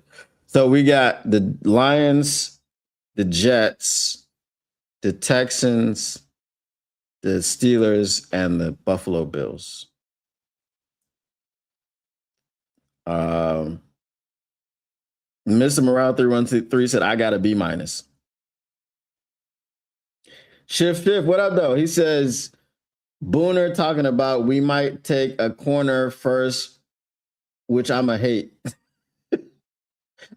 Bro, we if it's Mansour Delane, I don't hate the player. I hate the fact that we took a corner at 17 because, again, we're dumping more resources into the cornerback room, and it hasn't panned out ever. If we're not taking a Delane or a McCoy or whoever of that nature, then I ain't trying to hear it. What up, though? Lamico Cardenas. All right. What happened to Mike? Disappeared for a second. Hey. Oh, okay. There you go. I was like, where's Mike at? I hit the wrong button. I was like, oh, wait a second. I definitely should have. I mean, I have an HDMI cable, but it's my other monitor is like over there. So I would be looking like, yeah, I'm not going to be able to do that. All right. Let's start this draft. Let's get it. Bruh. Hopefully it starts. I'm gonna walk down memory lane of people that could have been great, but injury took them out. Javid Best was my guy. We drafted a running back with concussion issues. Like that wasn't going to be a problem. Bro, Javid Best was my dude. I'm saying, like he was at work when he was my dude, bro. I was so happy we got Javid Best. And then Scott Linehan was like, why don't we just run you up the middle all the time? And I'm like, what are you freaking doing? Why are you doing that? He's got concussion issues. You know what? I will say about Scott is that he got the most out of Calvin, man. He was moving him. Why did no other offensive coordinator put Calvin Johnson in the slot? Well, let's see. We had the likes of Joe Lombardi. You say, yo. Jim Bob Cooter. Yo, let's. What were we supposed to do? Oh, the fact that Stafford said, hey, if you want me to stay, you got to keep this trash OC was crazy. Bruh. is my life. Yo, I remember of all the players that I was wrong on, I thought Kevin Jones was gonna be that guy. Mm-hmm. Wrong. Bro, Kevin Jones is my guy, bro. Out of Virginia Tech? Yeah, I just knew he was gonna be awesome. I was wrong. But I loved him. Yo, they ran the knees off. He played with Vic, didn't he? I think he did. I don't remember all the way, man. I don't know if it's for my own, my mental health that I just forget a lot of things when it comes to Lions. It's just pick and choose. It's just blocking it out. just blocking it out. All right, so I'm having an issue with the start draft button. So let me try to fix that now. Take your time. I'm sitting here thinking. I was in Atlanta when they drafted Vic, and I was so conflicted because I never ever wanted to root for the Falcons, but I loved Vic. Like, I really wonder what his career would have been if he didn't get popped for them dogs, man. I mean, he only missed out on 2 years? I know, but like 2 years is a long time in the NFL, man. That's why I be looking at guys like, oh, I've been hurt for the last 2 seasons. You think you just gonna come back and be great? You know, these are the best athletes in the world. You're just not gonna pop back onto the field after not playing for 2 years and be awesome. That's just not how the NFL works. I just don't. That's why some of these injured guys, they need to give up. I feel bad. I feel bad. Like, I really do. Like, I like Dennis Rakestraw. And then it's like, bruh, like, if he can't make it out of training camp, what we finna do? Like, he can't get to week 1. You can't get to week 1. We're not talking about getting injured during the season. You can't make it to week 1. That's crazy. They go get mad at the people for trying to check up on you. Like, I've been good since December. How are we supposed to know that? You always injured. If I flip the coin, you know what I'm saying? Heads, you healthy. Tails, you injured. I'm probably gonna be right when I say injured. That's the reality. That's what I'm talking about. You're picking the wrong months to be healthy. You need to be healthy during the season, not during the off season. That seems to be the thing to do as a Lion. You have to be angry. See Marcus Davenport.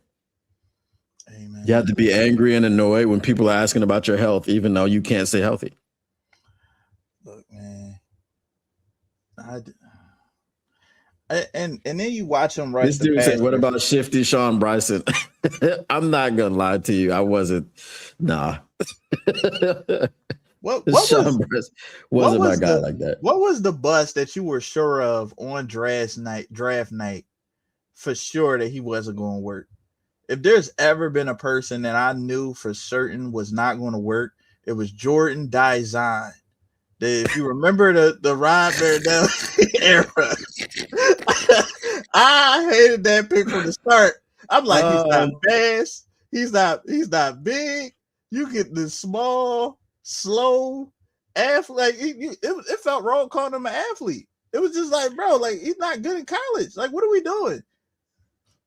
I'm gonna give you the bane of my existence, Jeffrey Namumbo Ohonokuda.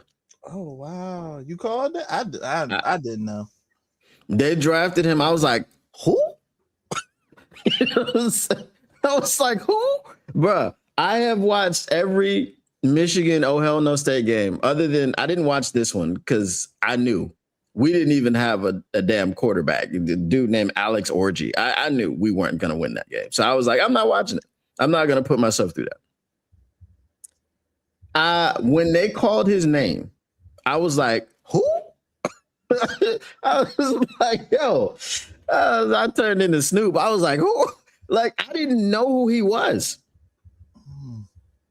I watched every game, bro. I didn't know who he was. That's crazy. If I don't know who you are, I watched every game. I had to go look at the tape. Bro. I was like, this dude is cheeks. It's not gonna work. I- And then from his first NFL game, he looked like he never played football before. I was like, what are we doing with this man? And that's your number 3 overall pick? I wonder if it got to the point where I Robert was like, Stevens says Eric Ebron. bro, that's when I quit on a regime. That was the official one for me. Like Martin Mayhew was so done after that for me, man. I couldn't believe it. Mm-hmm. I'm sitting there like we don't have no defensive tackle signed. None. Not Nick Fairley, not Ndamukong Suh. Aaron Donald's just right there. And then, I'm a big combine guy. Mm-hmm. Like I like athletic outliers. Like, hey, a defensive tackle that can run a 4.6. That sounds crazy. You know how many tight ends have ran a 4.6 in the NFL? Is a lot of them. We just had that was like the bottom tier of tight end athletes this year. Like everybody's running a 4.6. Like it's so common sense. And I'm just sitting there thinking, like, bro, I wanted Aaron Donald or Odell Beckham Jr. But to be honest, that draft was so good that we're one of like 5 teams that missed on the first round pick that year. Everybody was working like, hey, that was the year the Titans took Taylor Lewan. It was a whole bunch of dudes in that draft, and I'm just sitting looking like, bruh, nah, man, that was the end. Yeah, it was crazy. Hold on, let me mute this. You can see the chat, right? Yeah, I can see the chat. I got my phone up. All right. Got that. I got my internet now. I can multitask. Yeah. I gotta set my Wi-Fi up. 1 second. Yo, Mr. Morale, you right. Mike Williams was the easiest bus call ever. He wasn't even playing football. Like the type of stupidity we used to do is crazy. Oh man. I know when Brad Holmes officially earned my trust when he didn't pay Kenny Galladay, because everybody in their mind was talking about, oh, we gotta pay him. I was like, no, we don't. Says who? Who said that? Scrub. He robbed the New York Giants. Whew. Got like $80 million to be bad is crazy. That's crazy. One thing I will say, Matt can make a bum look all right. He can make a bum look all right, because Kenny Galladay was never good, y'all. If you believe that, your eyes is fooling you. You know what I'm saying? Never good. Man, bro. I'm sitting here thinking so many different draft situations I cannot believe.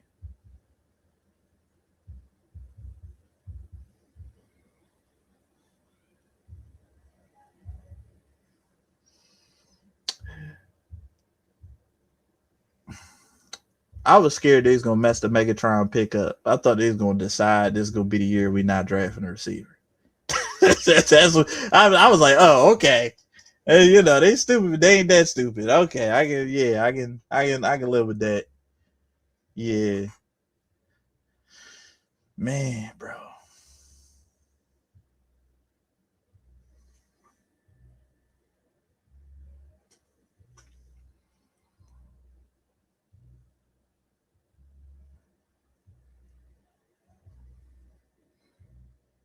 I wonder what we gonna do this year, man. The more I think about it, the more it throws me off. Something ain't adding up. Draft visits not there. Pro days, we are non-existent. Free agency is weird. We not gonna know what's going on until the draft start.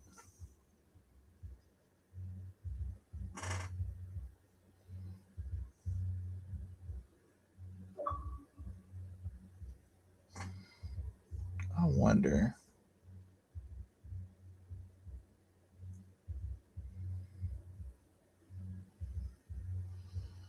Well, I might as well play a game with the chat.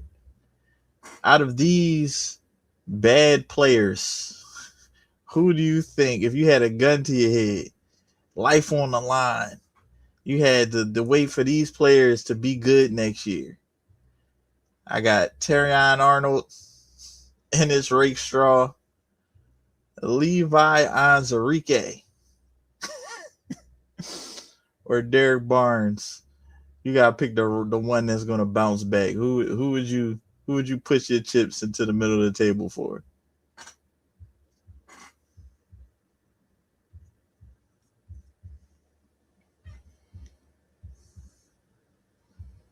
Mr. Moran, we drafted a lot of receivers in a row. I think it had to be at least 4.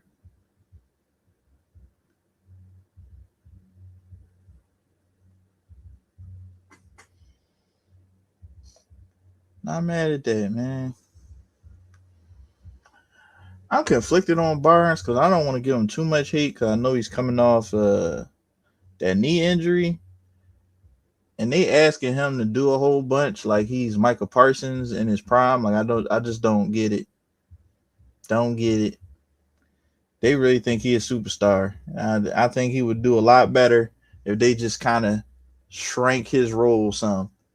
You got him rushing the pass on first down, got him in coverage on third down, got him thumping it against a run on second. Like, bro, he's okay, but you treat him like he's great. Let's pump the brakes.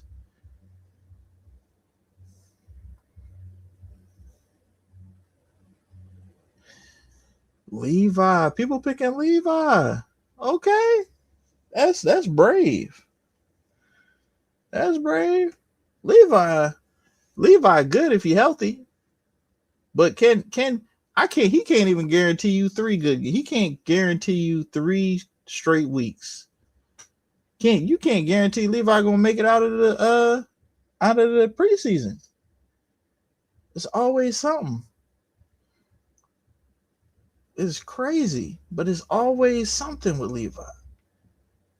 TA, he waited until he just started getting good to start being injury prone. It was ridiculous. I forgot to mention Alim. Y'all think we're gonna get the real Alim back? Because I'm scared. I don't know if Alim ever gonna be the same. I felt like Alim was a dog. He was starting to break through. And as soon as like we got this thing when we give a guy a contract, his knees go immediately. Like as soon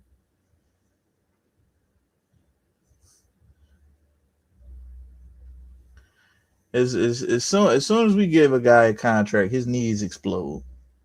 You know what I'm saying? That once we get that contract out, it's bad for your ACLs. I ain't even gonna lie to you. Fun fact, Kirby Joseph is my favorite defensive player on the team, and I don't know if he'll ever be the same again. When I heard that knee news, I was depressed for a good solid 2-3 days. Cause I'm sitting there like, what?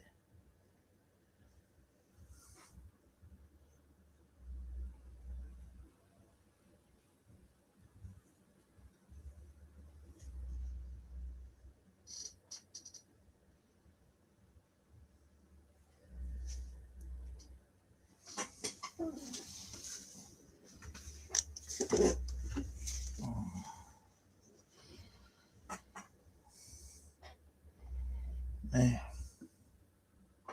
54 coming right? Yeah.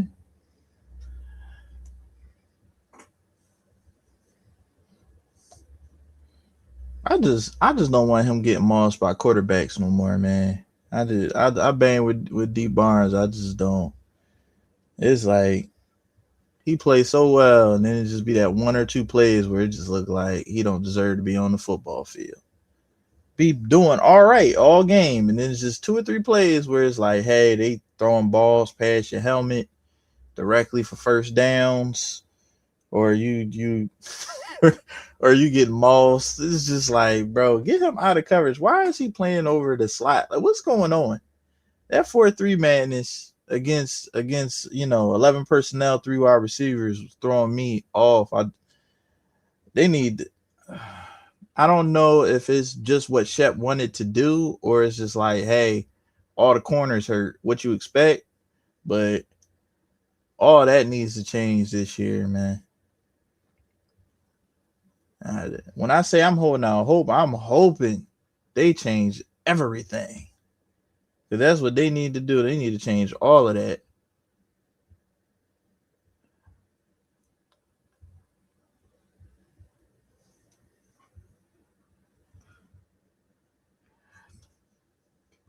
Mr. Morale. When Davenport said that, I was thrown off.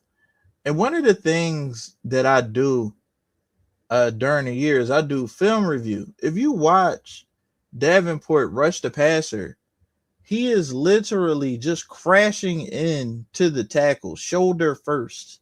Like, you're going to get injured if you don't use your hands and you just run directly. Like, he plays like a crash dummy. Like, if you say, hey, this is a guy that gets injured, and then you watch him play, it's not surprising. Like, I just don't like watching him play is just crazy. Like, he doesn't try to use his hands. He just runs. And I will give him this. He's insane because he runs full force into the tackle all the time. He doesn't really like pass rush moves. He just likes, hey, I'm gonna run directly into a guy. And when his shoulder got hurt, I was just like, oh, surprise. Oh, really? just spending 40 to 50 plays just running directly into a guy without actually using your hands, and oh, your shoulder hurts now. Okay.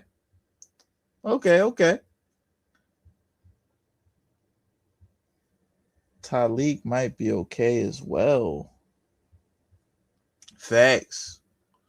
I think Tyleek gonna be that. I think he has to take another step in the pass game, but I think his run defense was really good last year. It was so good when we took him off the field. It got nasty.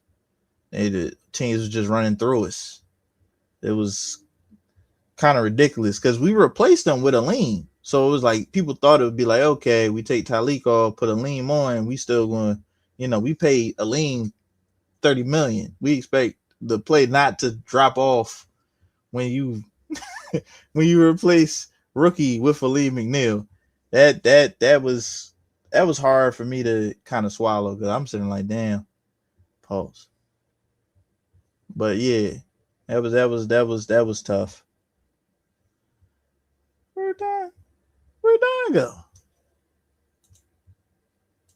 Oh, he definitely just got left on this jank.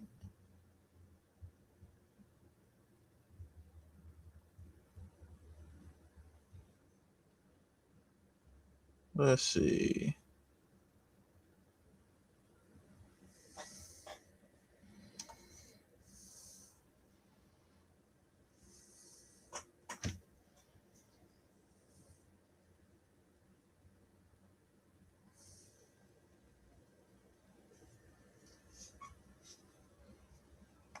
Definitely making moves out there. Now he probably fixing the whole website.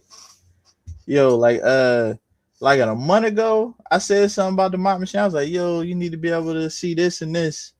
He fixed it in 10 minutes. I was like, oh, I wasn't ready for that. You know what I'm saying? I'm sitting like, whoa. Crazy work.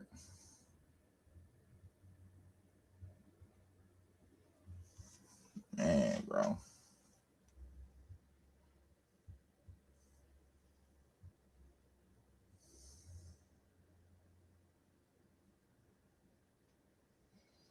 Has there ever been a time where it's been like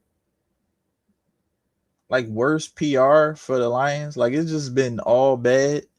Like, the last 45 days has been just like, oh yeah, bad news. And we took Ragnall's money. And we cut Taylor Decker.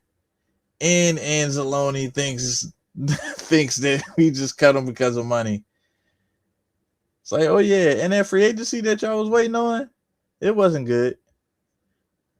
I can't remember a time the vibes was this bad. Well, no, that's a lie. I've been a Lions fan too long to say that. I mean, I feel like the difference between the expectation and what we received is the difference. Like, when we used to suck, I knew we was gonna suck. So it wasn't as bad it wasn't like, oh, when you go out there and when you got Joey Harrington, you expect this up, right? When you go out there and you got these first time head coaches, yeah, I I had to take it back because it feels like, oh, it's the worst. You right. 7 points. You right. Oh, that's why I hate Santana Moss to this day. I thought we was gonna win the Redskins game. Santana Moss said, "No, you're not winning that game." He was returning punts, catching everything. It was ridiculous. That's a scarring situation. Yeah. Like, how many times have the Lions like found out a new rule in a game? It just seems like the rules just change when we the team. That's what happens when you suck. Every game is close. You can't win nothing comfortably. Uh-oh. We got time back. Hey. He returns.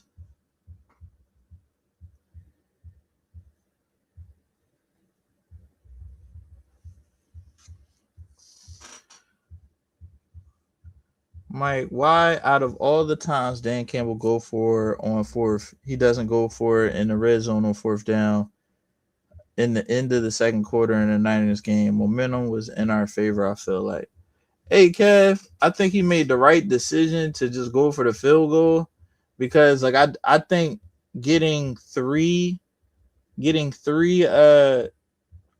going up 3 scores to me is a big deal in the NFL. So anytime you can go up 3 scores, you just do that.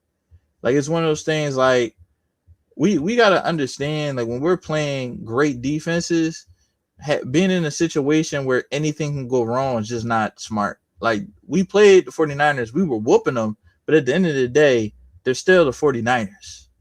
So, like, that's one of them situations where, like, I felt like we should have took the field goals later, or even, like, taking the field goals just to tie the game, or not run the ball after the 2-minute warning so that we had to burn a timeout and then had to do an onside kick. It was just one of those games where Dan Campbell just got outside himself.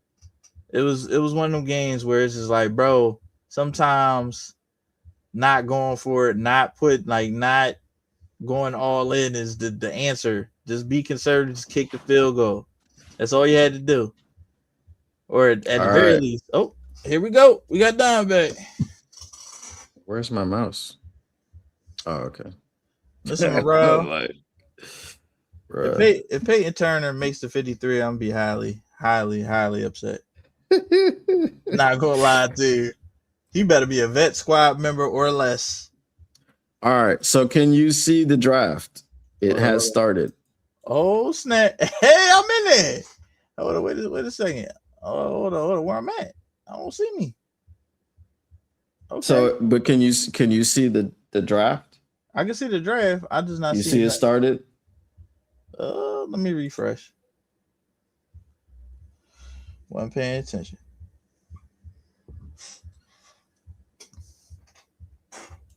I see the Raiders on the clock. Okay. So the problem is this.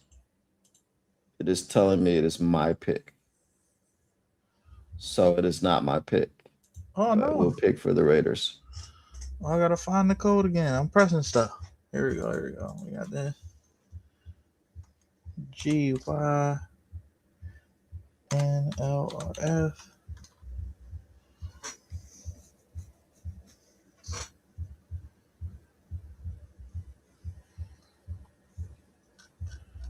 All right, I'm here. I see the players. I just don't see my team for me to pick.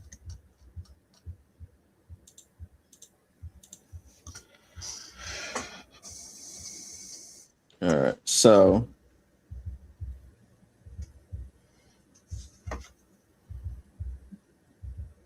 hey, Kevin, go to themockmachine.com. sign up, sign in, and then he put the code in the chat. I'm gonna repost it. All right, let me go back because that's not working. All right. GYNORF.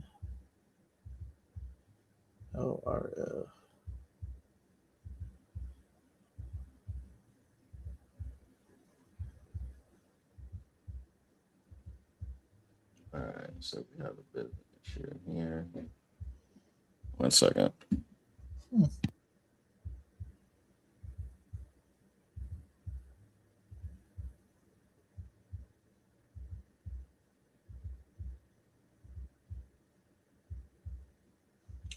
There we go. Yay. And show.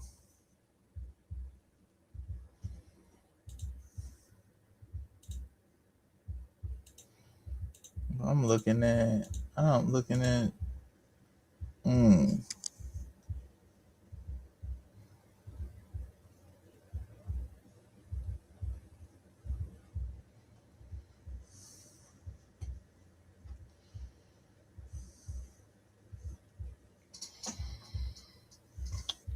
I gotta pick my OG triple OG, my man Nadeem Tucker. I don't know why I thought his name was Nadame. Nadeem Tucker, 26, hitting a draft. Crazy work.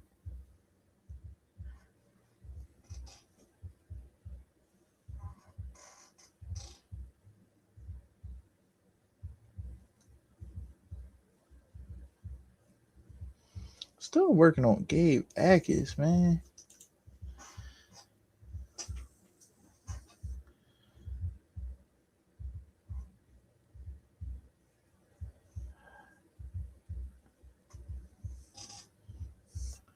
Do y'all watch college football out there?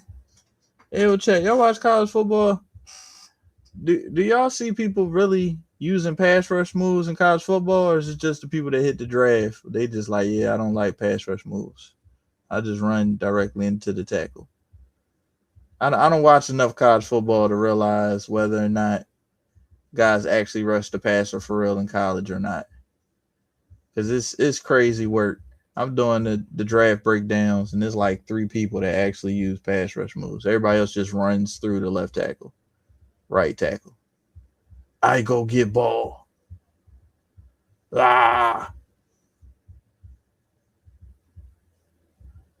Like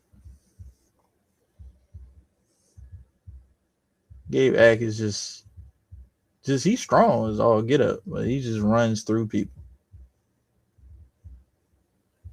I want to see somebody try to that's what I'm saying. I know I'm not the only one where it's just like, yeah, so I just run through dudes. Even the highlight clips, they not when your highlights don't even got pass rush moves, that's when you know you don't really be pulling them out like that. You know what I'm saying? Like, you really just run through dudes, and that's just what it is. Like, okay. At least my man Max, he said, look, I done mastered this spin. I can give it to you inside. I can give it to you outside. How you want it. We spinning. Remind me of them rims. They spinning. Come on. Bro. Yeah, I'm working on my edge rankings right now, bro. I'm watching a bunch of people just run directly through people. That's all they do. TJ Parker. Sitting there, yeah, I run through ball. I run, go get ball. Like, it's like, bro, like, it'd be like, hey, I'm almost a senior. I still have no, I have no idea what football is, though. You know what I'm saying? I'm just running around. And that's why I don't want TJ Parker. I'm just out here running around. I'm strong. He's strong, though. He can do it. You can be strong. You can be strong all you want. Hey, just because you're strong don't mean you're gonna help our defense get to the passer. Like, somebody got to mold them. Are they teaching anything at Clemson? Because everybody is bad at Clemson. You think Shep is teaching him anything? I hope. I gotta hope. At this point, I've fully left all factual thoughts. Like, hey, I'm not out here looking for patterns. Like, no, that's called copium. You hey, I got smoking it. to at this You smoking the copium. at this point. So look, I try to do the coping and all that, and then during the season when I'm doing film review, watching a loss twice is like, especially watching a loss and looking at just pure stupidity, like from different angles, is painful. It's painful. That first game of the season last year, I almost quit. Lions Live 365 almost ended in a month and a half. Speaking of film, you can see the draft, right? Hold on. Let me pull it up. I can see the draft. Is it asking you to make a pick, or is it just that they're on the clock? It's saying that Vegas is on the clock. It's not asking me for a pick at all. All right. So next, can you do anything? Like if you highlight a player, does anything highlight for you? Nah. Does that film button pop up for you?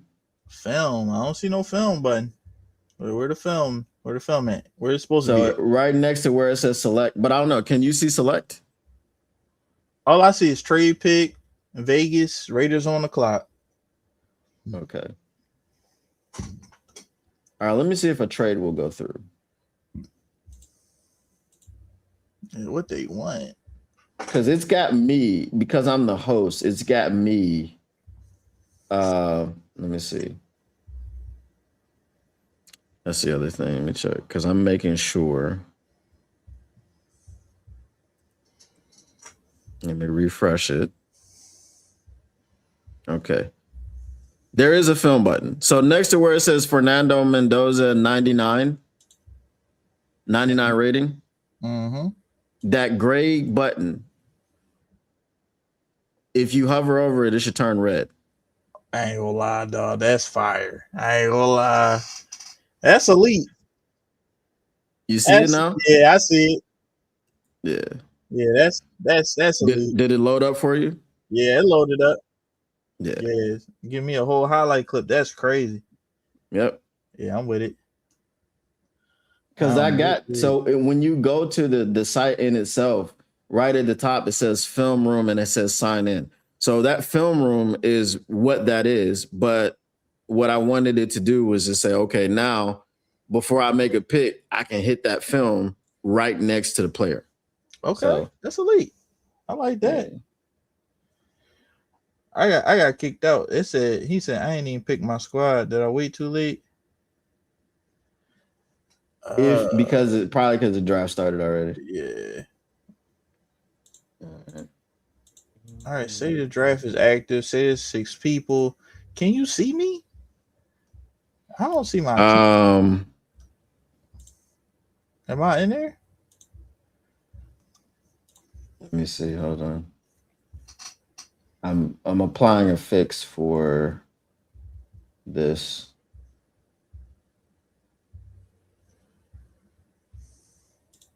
All right, so we just applied the fix.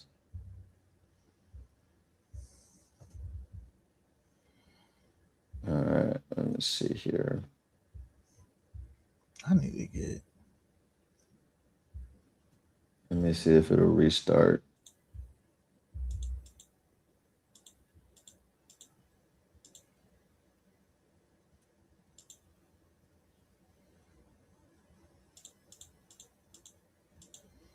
All right, it says Vegas is on the clock. It's not asking me to select anything. Okay. What this here? You also can search player highlights. Do you see that? You can search. Mm-hmm. You can search by their positions. That's tough. I like that. I like that because I'm looking. Hold up. I can go watch Fat Boy. Go ahead, Caden.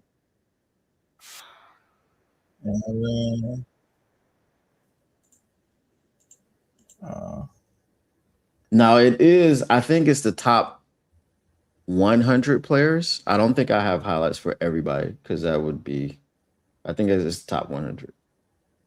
Okay. Hey It man, says there are 6 players in there. get this All here. right. Let's look at my favorite edges. Let's pull this up. I might feel like watch my man Max spin around this joint. You know what I'm saying? That's my guy. I ain't gonna lie, man. He feel like, you know what I'm saying? To me, he gives me if like if like if Aiden Hutchinson, like if he never got athletic, he would be Max Llewellyn. Like if he lost like 3 steps, if Aiden Hutchinson lost like 3 steps and just didn't have that burst, it wasn't as strong, he would be Max Llewellyn. Like he would find a way to still be good, even though he wasn't an athlete like that. That's how I feel about Max Llewellyn, man. He got the moves. You say, yo, I got the spin, I got the chops, I got all of that. You know how like the athletic dudes, they get out, they can sometimes beat the tackle, you know, before he really get into his stance. Max don't do none of that. They be waiting for him. They don't know which way he gonna go though. They don't know if it's gonna be the chop or the spin or whatever, you know. But they be ready though. He not running by nobody, you know. Oh yeah, I didn't need to watch his combine at all to know he ran a 4.8. I knew it. I saw that on tape. It was like, hey, I wouldn't have been surprised if he ran a 5. Like, look, speed not his thing, man. He's a technician. Him, who else out there? Mikael Kamara, OG Triple O. I'm trying to tell you, I gotta make this video, man, before I lose the concept. I'm about to just have my OGs out there, man, because they out here. Keontae Scott is like drafting Brian Branch today. You know, 25. You know, hey, look, I'm telling you, they both 25. He like a twitched up Brian Branch, but they both 25. They just super do everything, be everywhere. He twitched up, but he's 25 though. You know, you getting 1 contract and a half out of my man's, but I bang with him. I like that dude. You know, Keontae, Tre'Don Stoops. That's what happens. Before you look into the bio, you start looking at highlights. They be like, hold up, he a little too good to be in college. You know, 24, 25, like usual. You know, like, are they good or are they just beating up? Because I know my 25-year-old self would beat the life out of my 20-year-old self. Like, I know for a fact. You know, so are they good or are they just beating up on youngins? Like, that's we will find out when they get to the league though. That's what's gonna happen. You know, I mean, that's a possibility.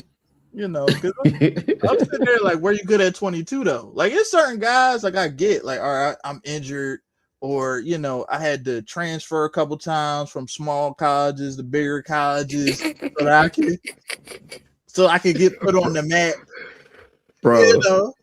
Bro, Mr. Morale said, do you have any Broderick Martin highlights by chance? Hey. Broderick Martin don't even have highlights. He just have tape. No, it's funny. NIL has killed any chance of a Broderick Martin ever being drafted again. Because, like, I hope so. They're going to look at the small school guy like, why you stay at that small school? Like, you could have transferred. You could have hopped in. I mean, close to home, maybe. Maybe your grandma's sick, you know. If you got a small school, there's a big school in your area. Why they didn't recruit you? If you go to Western Kentucky, you can go to Kentucky. I'm not hearing that. You know what I'm saying? Like, you feel what I'm talking about? Like, you're like, yeah, you know, I just went to South Alabama because I really like it. You know, I'm ready to stay close to home. Like, nah, bro. You went to South Alabama because you wasn't playing at Alabama at all. Exactly. We know you were gonna be the 10th man off the bench at linebacker.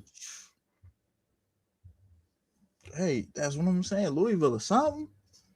Mm-hmm. Or something. Have you seen that quarterback? I think he's NC State. 6'6", 19 years old. Nah. That dude's throwing motion is ugly. Oh, it is the nastiest thing I've ever seen. Somebody says he uses his throwing arm like a whip. Yeah, that sound like you might get ended That's in college doing that for real. You know what I'm saying? it's You go uglier. It's to uglier than Uncle Rico. that's crazy, Let me see if I can find it. man. Uh, I'm in there. I'm sitting here thinking like I'm trying to get into college football for real. Like I like I love like the schematics. So sometimes I'll be looking at these super simple schemes like, yo, what am I watching right now? Oh no, he's gonna die. Nah, somebody, first of all, that's what happens when you don't got loved ones. When you don't got people looking out for you. You can just do anything and people okay with that. Bro, he's not gonna go nowhere with that type of motion. Like it's the ball, bruh. You Dime, put it down. You gonna make my head hurt. You gonna make my head hurt. You're gonna, I'm trying to tell you, the football like that. First of all, the windup is crazy. The windup is like You know what I'm saying? Then you don't even pull the ball all the way up. It's up here. It's like this. What are you doing? You're gonna die. Like, see, I don't know. What we talking about? That's what happens. That's what you need to start looking at his immediate circle. Nobody talking to him about that. that Where dude these is coaches at? 6'6", 120 pounds. Nah, bro. Nah, bro. Get out of here. He can fix it. It's just like, yeah, Mr. Brown, you right. He can fix it. It's just one of them things like sometimes when you the best thing around where you at, they just not going to talk to you about certain stuff, especially if you don't feel like doing it. And Like, he missed out. He missed out on Miami. It says something about he missed the. How do you miss out on the Miami's recruiting if you're supposed to be? How? Somebody gave him that check. Like, hey, you don't look.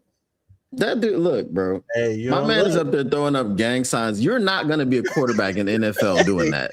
Hey, you can make 20 million in college now. They saying on the low end, QBs is making 3 million in college a year on the low end. We ain't talking about the big ones. I think Bryce Underwood is making.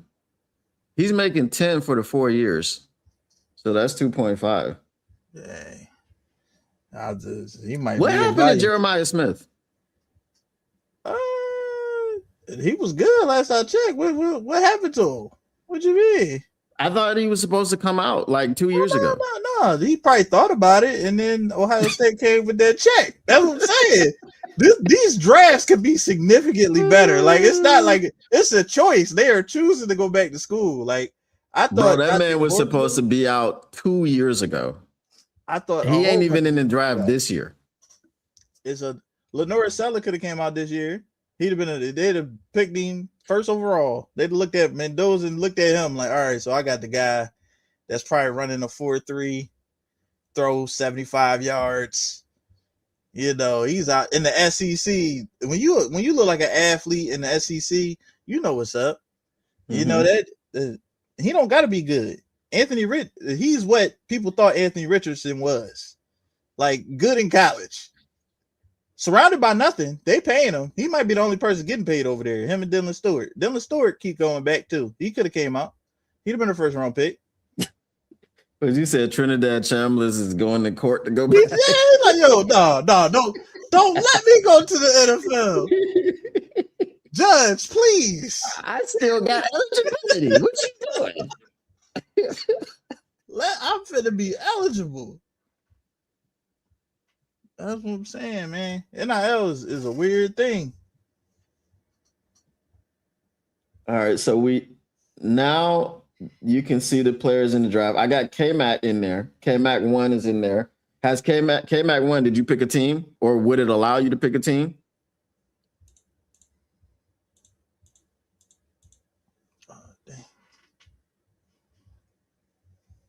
All right, Rich. Peace out, man. All right, Rich. We'll holler at you, man.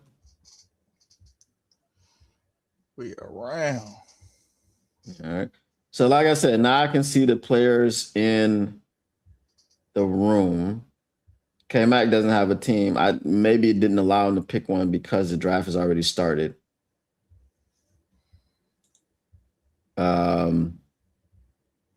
Okay. I refreshed and it booted me out, so I don't know like if I'm in there. But I guess because I logged in, I should be good. Hold on, let me check here to see. I will refresh this. Man, bro. I'm still in on one of my other accounts, so that's not the host account. All right, So cool. it shouldn't boot you. I'm good. Let me see. You know it'd be great, man, if they just say, yo, I know we got a scheme and all that, but I like Cassius Howe anyway, and that's what I'm picking. You know what I'm saying? Yeah. And when I say people don't got moves, he is not one of the people I'm talking about. Cause he got them. He got he's mastered that ghost move. He got rips. He got all that. But he got them T-Rex arms, man. You never know.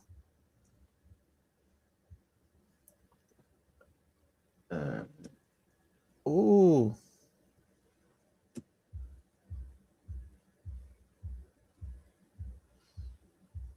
I ain't gonna lie, I'm really a fan of this film situation. Mm-hmm. I ain't gonna lie to you. I tried to wrap my head around LT Overton being good, but he's a scheme fit. He not good. Yeah. That's just the reality. Hopefully he there in the 5th or something, because he's a scheme fit. He can do everything that we want him to do. But if you're that size, it could do all of those things, and you're any good, you're a top 10 pick. Yeah. Like that's the thing that's what bothers me. Like bruh. I'm gonna have to get out of here in 20 minutes because I gotta go make some money. Well, do you think, man? I got cleaned out yesterday, bro. I mean, cleaned out. I paid my rent last night. Ain't nothing like it. Ain't nothing like it. Bro, the toll company had some sort of brain fart. Bro, they took $700 out of my account this week. That's not just mistake money. You can't. Oh, that's a mistake. You can mistakenly. No. So what I did, like at one point, I was like, damn, they took $400 out yesterday. Then the next day, they took out $100, and I was like, yo, I contacted. I was like, what are y'all doing? So this is, you have trips from April 1st, April 4th, April 7th. I was like, why are y'all doing that? Like April 1st was when? You know what I'm saying? April 1st was 10 days ago. Because they did it over like 6 transactions in one day. I was like, yo, why are y'all doing that? Don't be holding my stuff and then just doing it all at once. You messing with my money. Yeah, that's strange. April 1st should have been when April 1st came in. So basically, I had to cancel my account and make it a prepaid instead of a postpaid. So now when I go through the tolls, because I do the airport all day. So so when you go downtown, the only way you can get downtown is the airport. I mean, is the tolls from the airport. So when I go there, obviously, when I got a passenger, obviously Uber covers that. But when I come back, that's me, right? So if I took 700 tolls, or if $700 worth of tolls, well, $350 of that was actually covered, but $350 of that was my money, right? So that's the problem. That's tough. So I was like, yo, this is some bullcrap, So they take 30 days to close your account just so they get some stragglers, right? Lo and behold, another $98. That's right? crazy. Another $98. I'm like, yo, what is the issue here? Because now I got it set up where it's like $20 in credit. So whenever it gets below, below $10, then it'll top up. And I'm cool with that because now we're going every day. If I do $40 a day, you're going to take that $40. You're not going to take $40 tomorrow. You're not going to take $40 next week. You're going to take $40 today. You know what I mean? Like the money's going to go either way, but I can't have you taking the money all in this chunk. No, I needed my money. Perfect. You know what I mean? Not today. I got to pay rent today. What are you doing today? Oh, well, we're going to take half your rent. Like, what are you doing? No, I needed that money taken when it got used. Like, oh, we'll just get it later. Don't you be getting nothing later. I don't want nothing later. I want it now. You know? That's crazy. He said, I need that money, Frankie.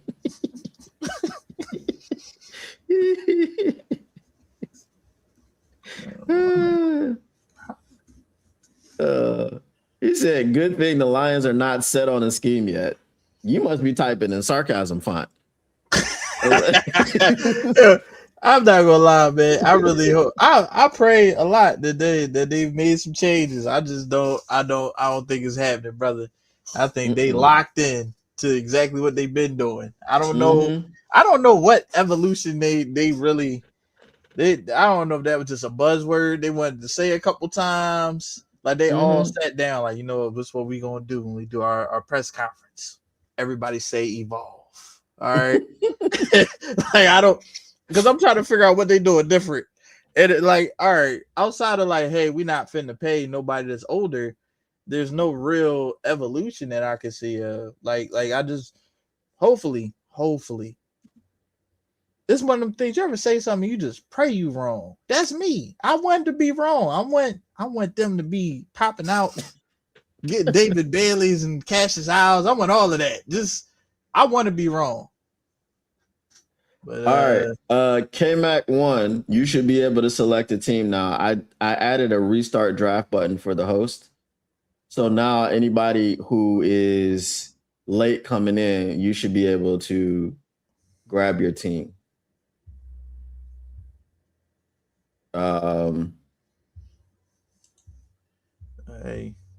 Hey, Kevin, he won 22 million. You better figure out a way to stay healthy. You try and get that 22. I know he won 22, 23 million. He better be Iron Man. He better. I need 2,000, 1,000 and 1,000. You asked for 22. You better be out there doing everything. You know, hey. They talk about, we're going to use him at receiver. Like that one game where he was dominant and you decided for the rest of the games you wasn't going to do that at all. Like, hey, that Dallas game, Gibbs was doing everything. He's a receiver. He in the backfield. The rest of the games, we needed him to do that every game after that. We didn't do it. I don't know why we didn't do it, but we just did. We just said, nah.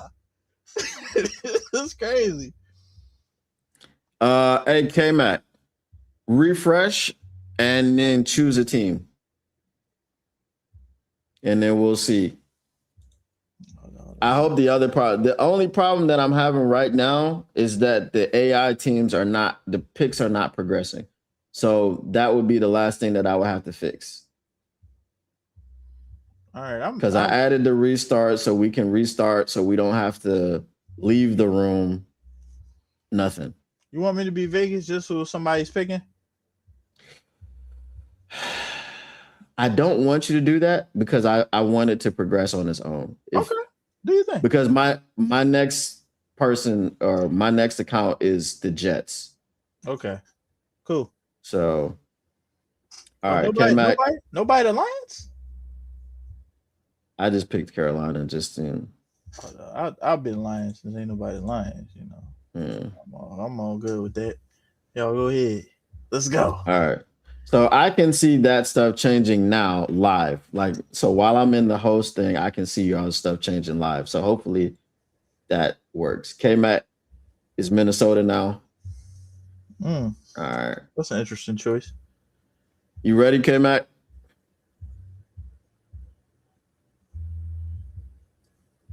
All right. Let's get it. Let's go. Start the draft. Damn, bro. What? Las Vegas is just not moving. It says that Las Vegas is on the clock. Let me see if I can just trade this pick.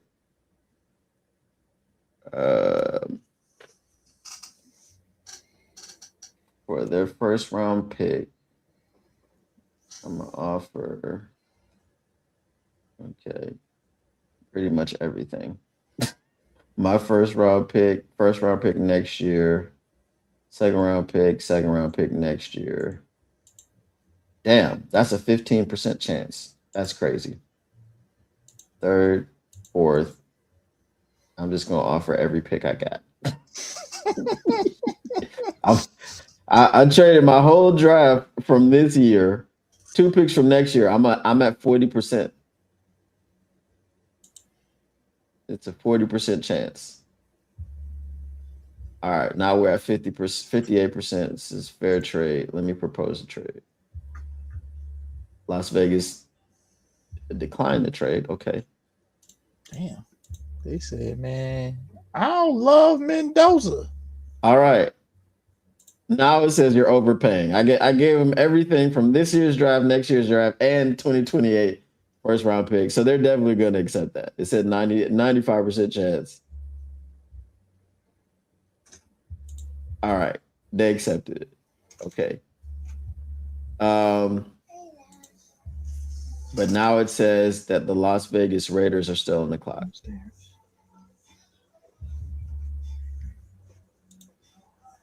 All right. So there's some issue with that AI pick. And I got to figure that out.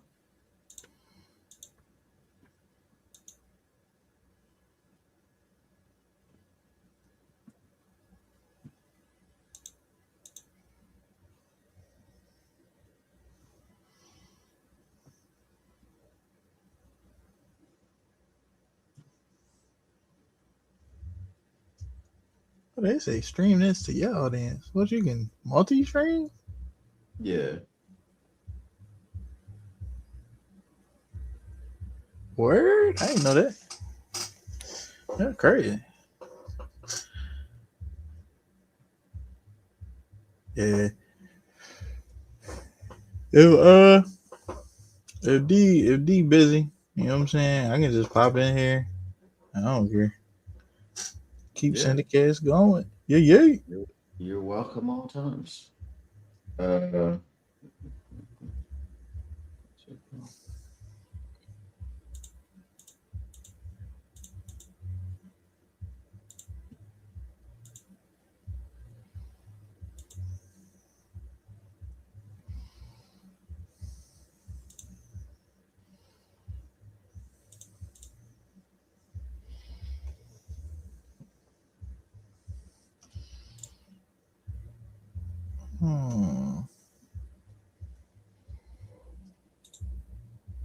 gotta get me. I gotta get my setup ready for when I go live on the draft, man. It's less than 2 weeks from the draft right now. That's crazy. Yeah. If you're not set up for that yet, then you could just go live with me. I'm with it. Yeah, I'm gonna figure something out. Because I'm gonna go live. I'm just gonna be talking to the chat anyway. Hey.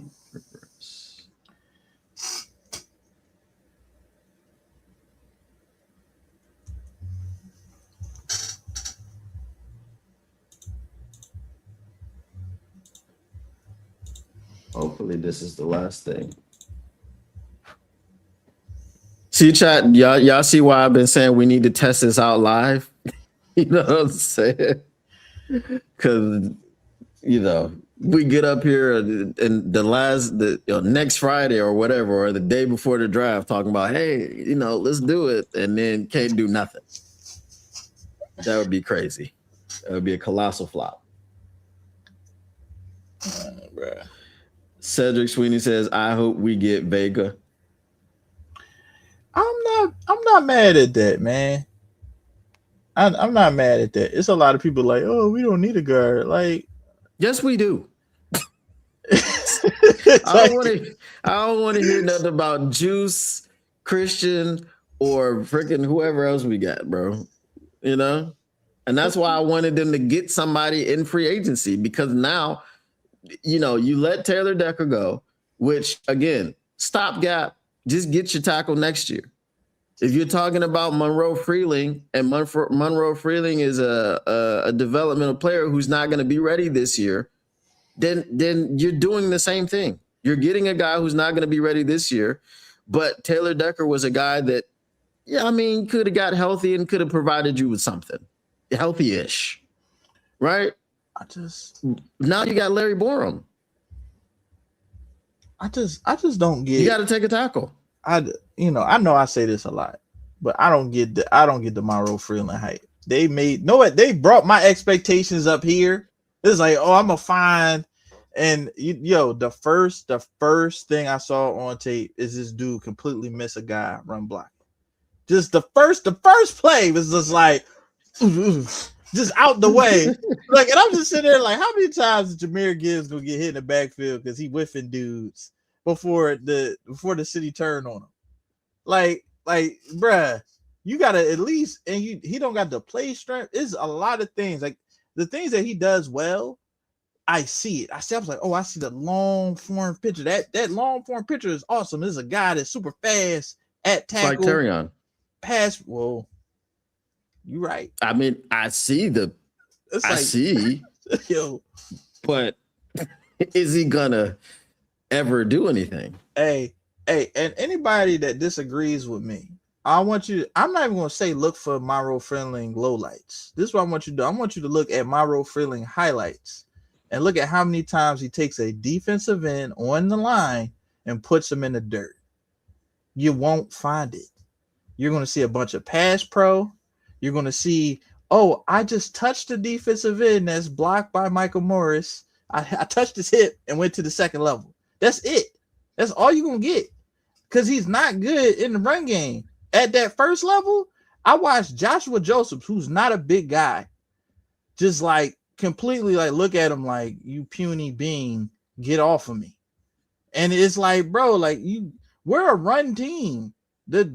How he is works for the Chiefs. He could probably start for the Chiefs. A team, whether they run or don't run, it doesn't matter. You could they'll run jet sweeps and screens and all that good stuff, and it'll look awesome. But Detroit, they run the ball here. We need guys that move people. And anybody that knows me knows I don't like Blake Miller at all. But I understand that he fits, and I think he could be average and just be a guy like we pick him. You know, he's going to have one or two of those plays where it's like, are you good? But outside of that, he's going to be consistent, you know, and he's going to put somebody in the dirt if they let him. He's not that strong, but if he gets somebody that's not strong enough, it's going to be highlight film. You know, it's just, you know. Somebody asked me, I think yesterday, somebody asked me if Brad Holmes gets fired, who do I want as his replacement? And I said, maybe a Howie Roseman disciple. I said, but then we got a Les Snead disciple, and he decided to go completely the opposite direction. So maybe not. But now I understand. Now I have the answer, as you were just talking about, because you were talking about offensive linemen. I want someone who is going to be committed to getting a dynamic quarterback in here, where we don't have to worry so much about the damn offensive line. Like, we should be able to have a good offensive line, right? Not bums, but we don't have to have 5 Hall of Famers in order to feel like we can do something. That's what I want. I hear you. Whoever that is. I hear you, and I respect your opinion, because it's a lot of truth to that. It's just like, He won the last game of the year with Chuba Hubbard at right tackle. You know, we just need to keep the offensive line healthy. That's what I'm saying. Like, yo, we like the thoughts, like we feel like we suck. But the reality is whatever we're doing to prepare these players needs to change. And some of the players need to change too. Some people, it doesn't matter what we do, they're going to get injured. But we just need guys that's going to stay healthy. That's why I was okay with letting Taylor Decker go. Then I started looking at the tackles and I said, maybe we should have kept them. You know what I'm saying? I was like, hold on, wait. Exactly. Like, hey, like, but let me ask you a question. Because so when we got Goff, I was like, he can be the starting bench quarterback. Like, he could be the first quarterback off the bench. He can't be my starting quarterback. He won me over with his play. Okay. He's developed. They've actually developed Jared Goff in Detroit.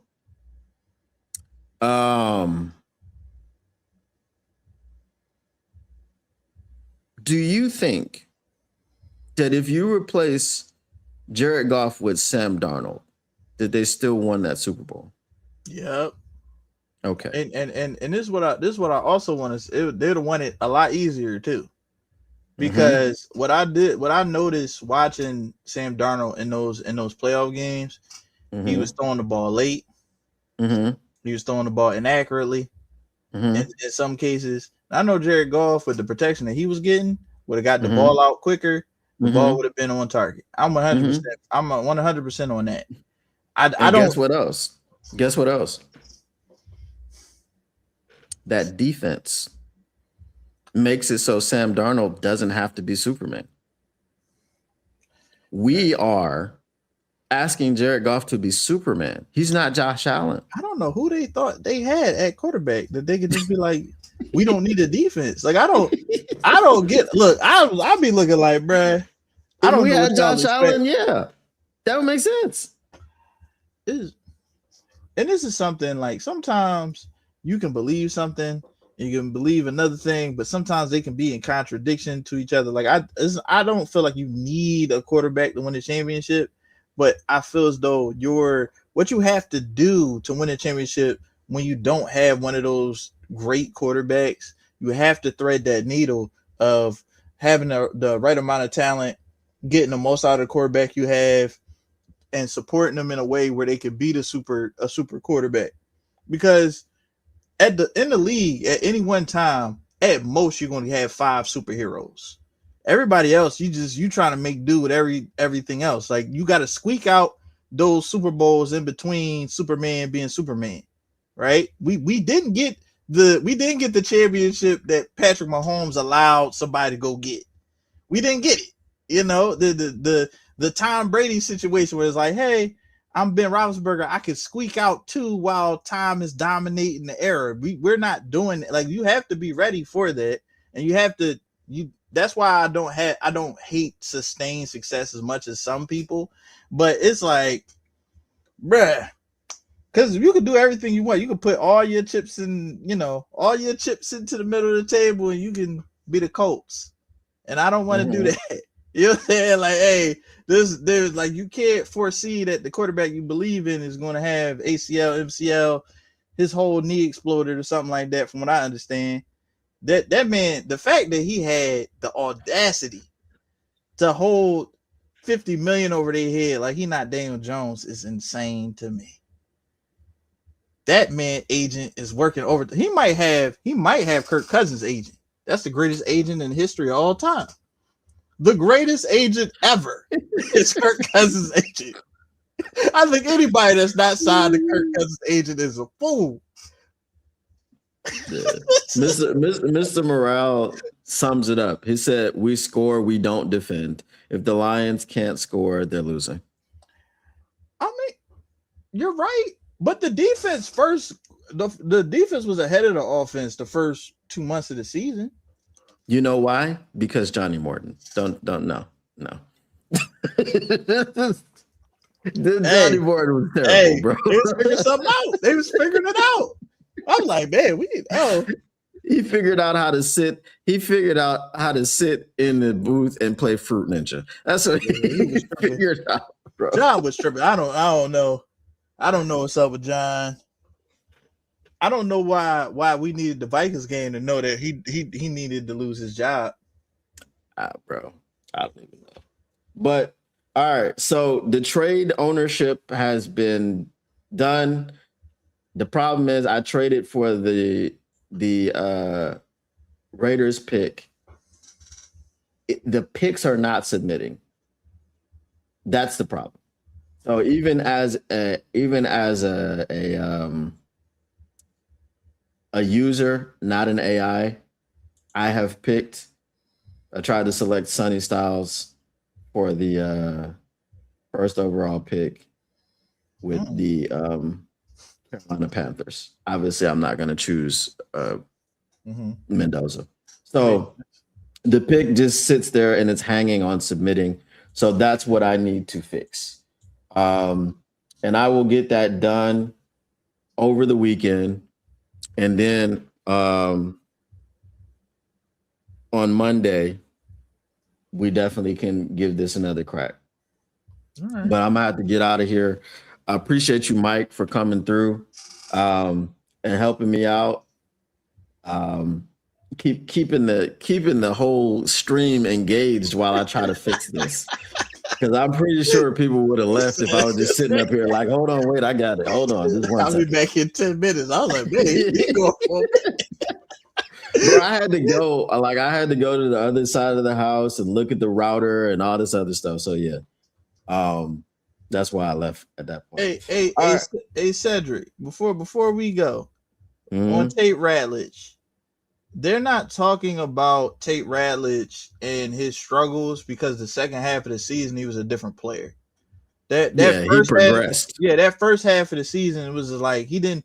And part of this was coaching because he didn't know who to block.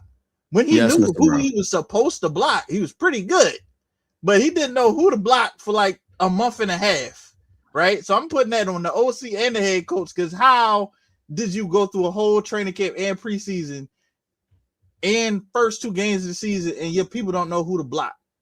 Because we could put it on Tate, but week 1, Tate Ratledge heard the same call that Tate heard. They both opened. Taylor Decker. Tate. Yeah, you're right. Taylor Decker. They both opened up. They literally had a play where they didn't block the nose tackle. That's insanity. Like this is like he's sitting right there. Like I wonder how that felt for Jared Goff to hike the ball and the D tackle is just sitting there like, oh, they're not gonna block me. All right, let me run up. Like, so that's why you're not hearing much about Tate Ratledge. But a guard that you should be really worried about is Christian Mahogany because there was no bounce. I'm not even worried about Christian Mahogany. You say I'm not worried. He's not. You gonna treat him like he's not on the team? He's depth, bro. He's on the bench. He's coming off the bench. He's not starting. Oh, there's no need to worry. We don't even have to talk about him. He gave up 5 sacks last season. Like in 5 games. He didn't even play all the games and give up 5 sacks. I'm sitting there like, bro, what in the world? That man played 5 games and gave up a sack a game. That's crazy. Hey, that's crazy. Oh man, I ain't gonna load you up. But yeah, Mr. Morale says I didn't watch Mendoza. Is he the first overall because they won the chip? Precisely. Oh, he's the first overall because he's the only quarterback that decided to go into the draft. There was like 7 quarterbacks that were draft eligible better than him that decided, I could make $5 more million in college. I'm going back. That's what I said. I said, okay, if you take, that's why I don't trust him, because if you take any quarterback, just name one. Just name some of the upper echelon quarterbacks in this draft or in this league. Are you drafting Fernando Mendoza over any of them if they come? Are you drafting Fernando Mendoza over Jared Goff? I'm cool. You know what I'm saying? Man, I'm cool. So that's it. I was going to the top tier guys like Lamar Jackson, and I was like, you probably would have drafted him over Lamar Jackson because Lamar Jackson went 32, and people were trying to make him a wide receiver. But no, So he's the consensus because, as you said, he's the only one there. And ain't nobody looking at Ty Simpson like that. So, I mean, if Trinidad Chambliss came out, you might have done it. He should have been a first rounder at least. I'm just looking like, bro, he went to court. You don't want to go to the NFL that bad as you went to court is crazy. He said, I got another year. Somehow we're going to make it happen. All right, y'all. Appreciate you again, Mike, for coming through. And as I said, you are welcome at any time. But we are going to go ahead and get up out of here. I got to get to work and all that. So once again, the Motor City Cats R&D back at it. We came to give you stats, not none of that static. Whatever you do, make sure you keep your Lions News pragmatic. And we are out. Peace.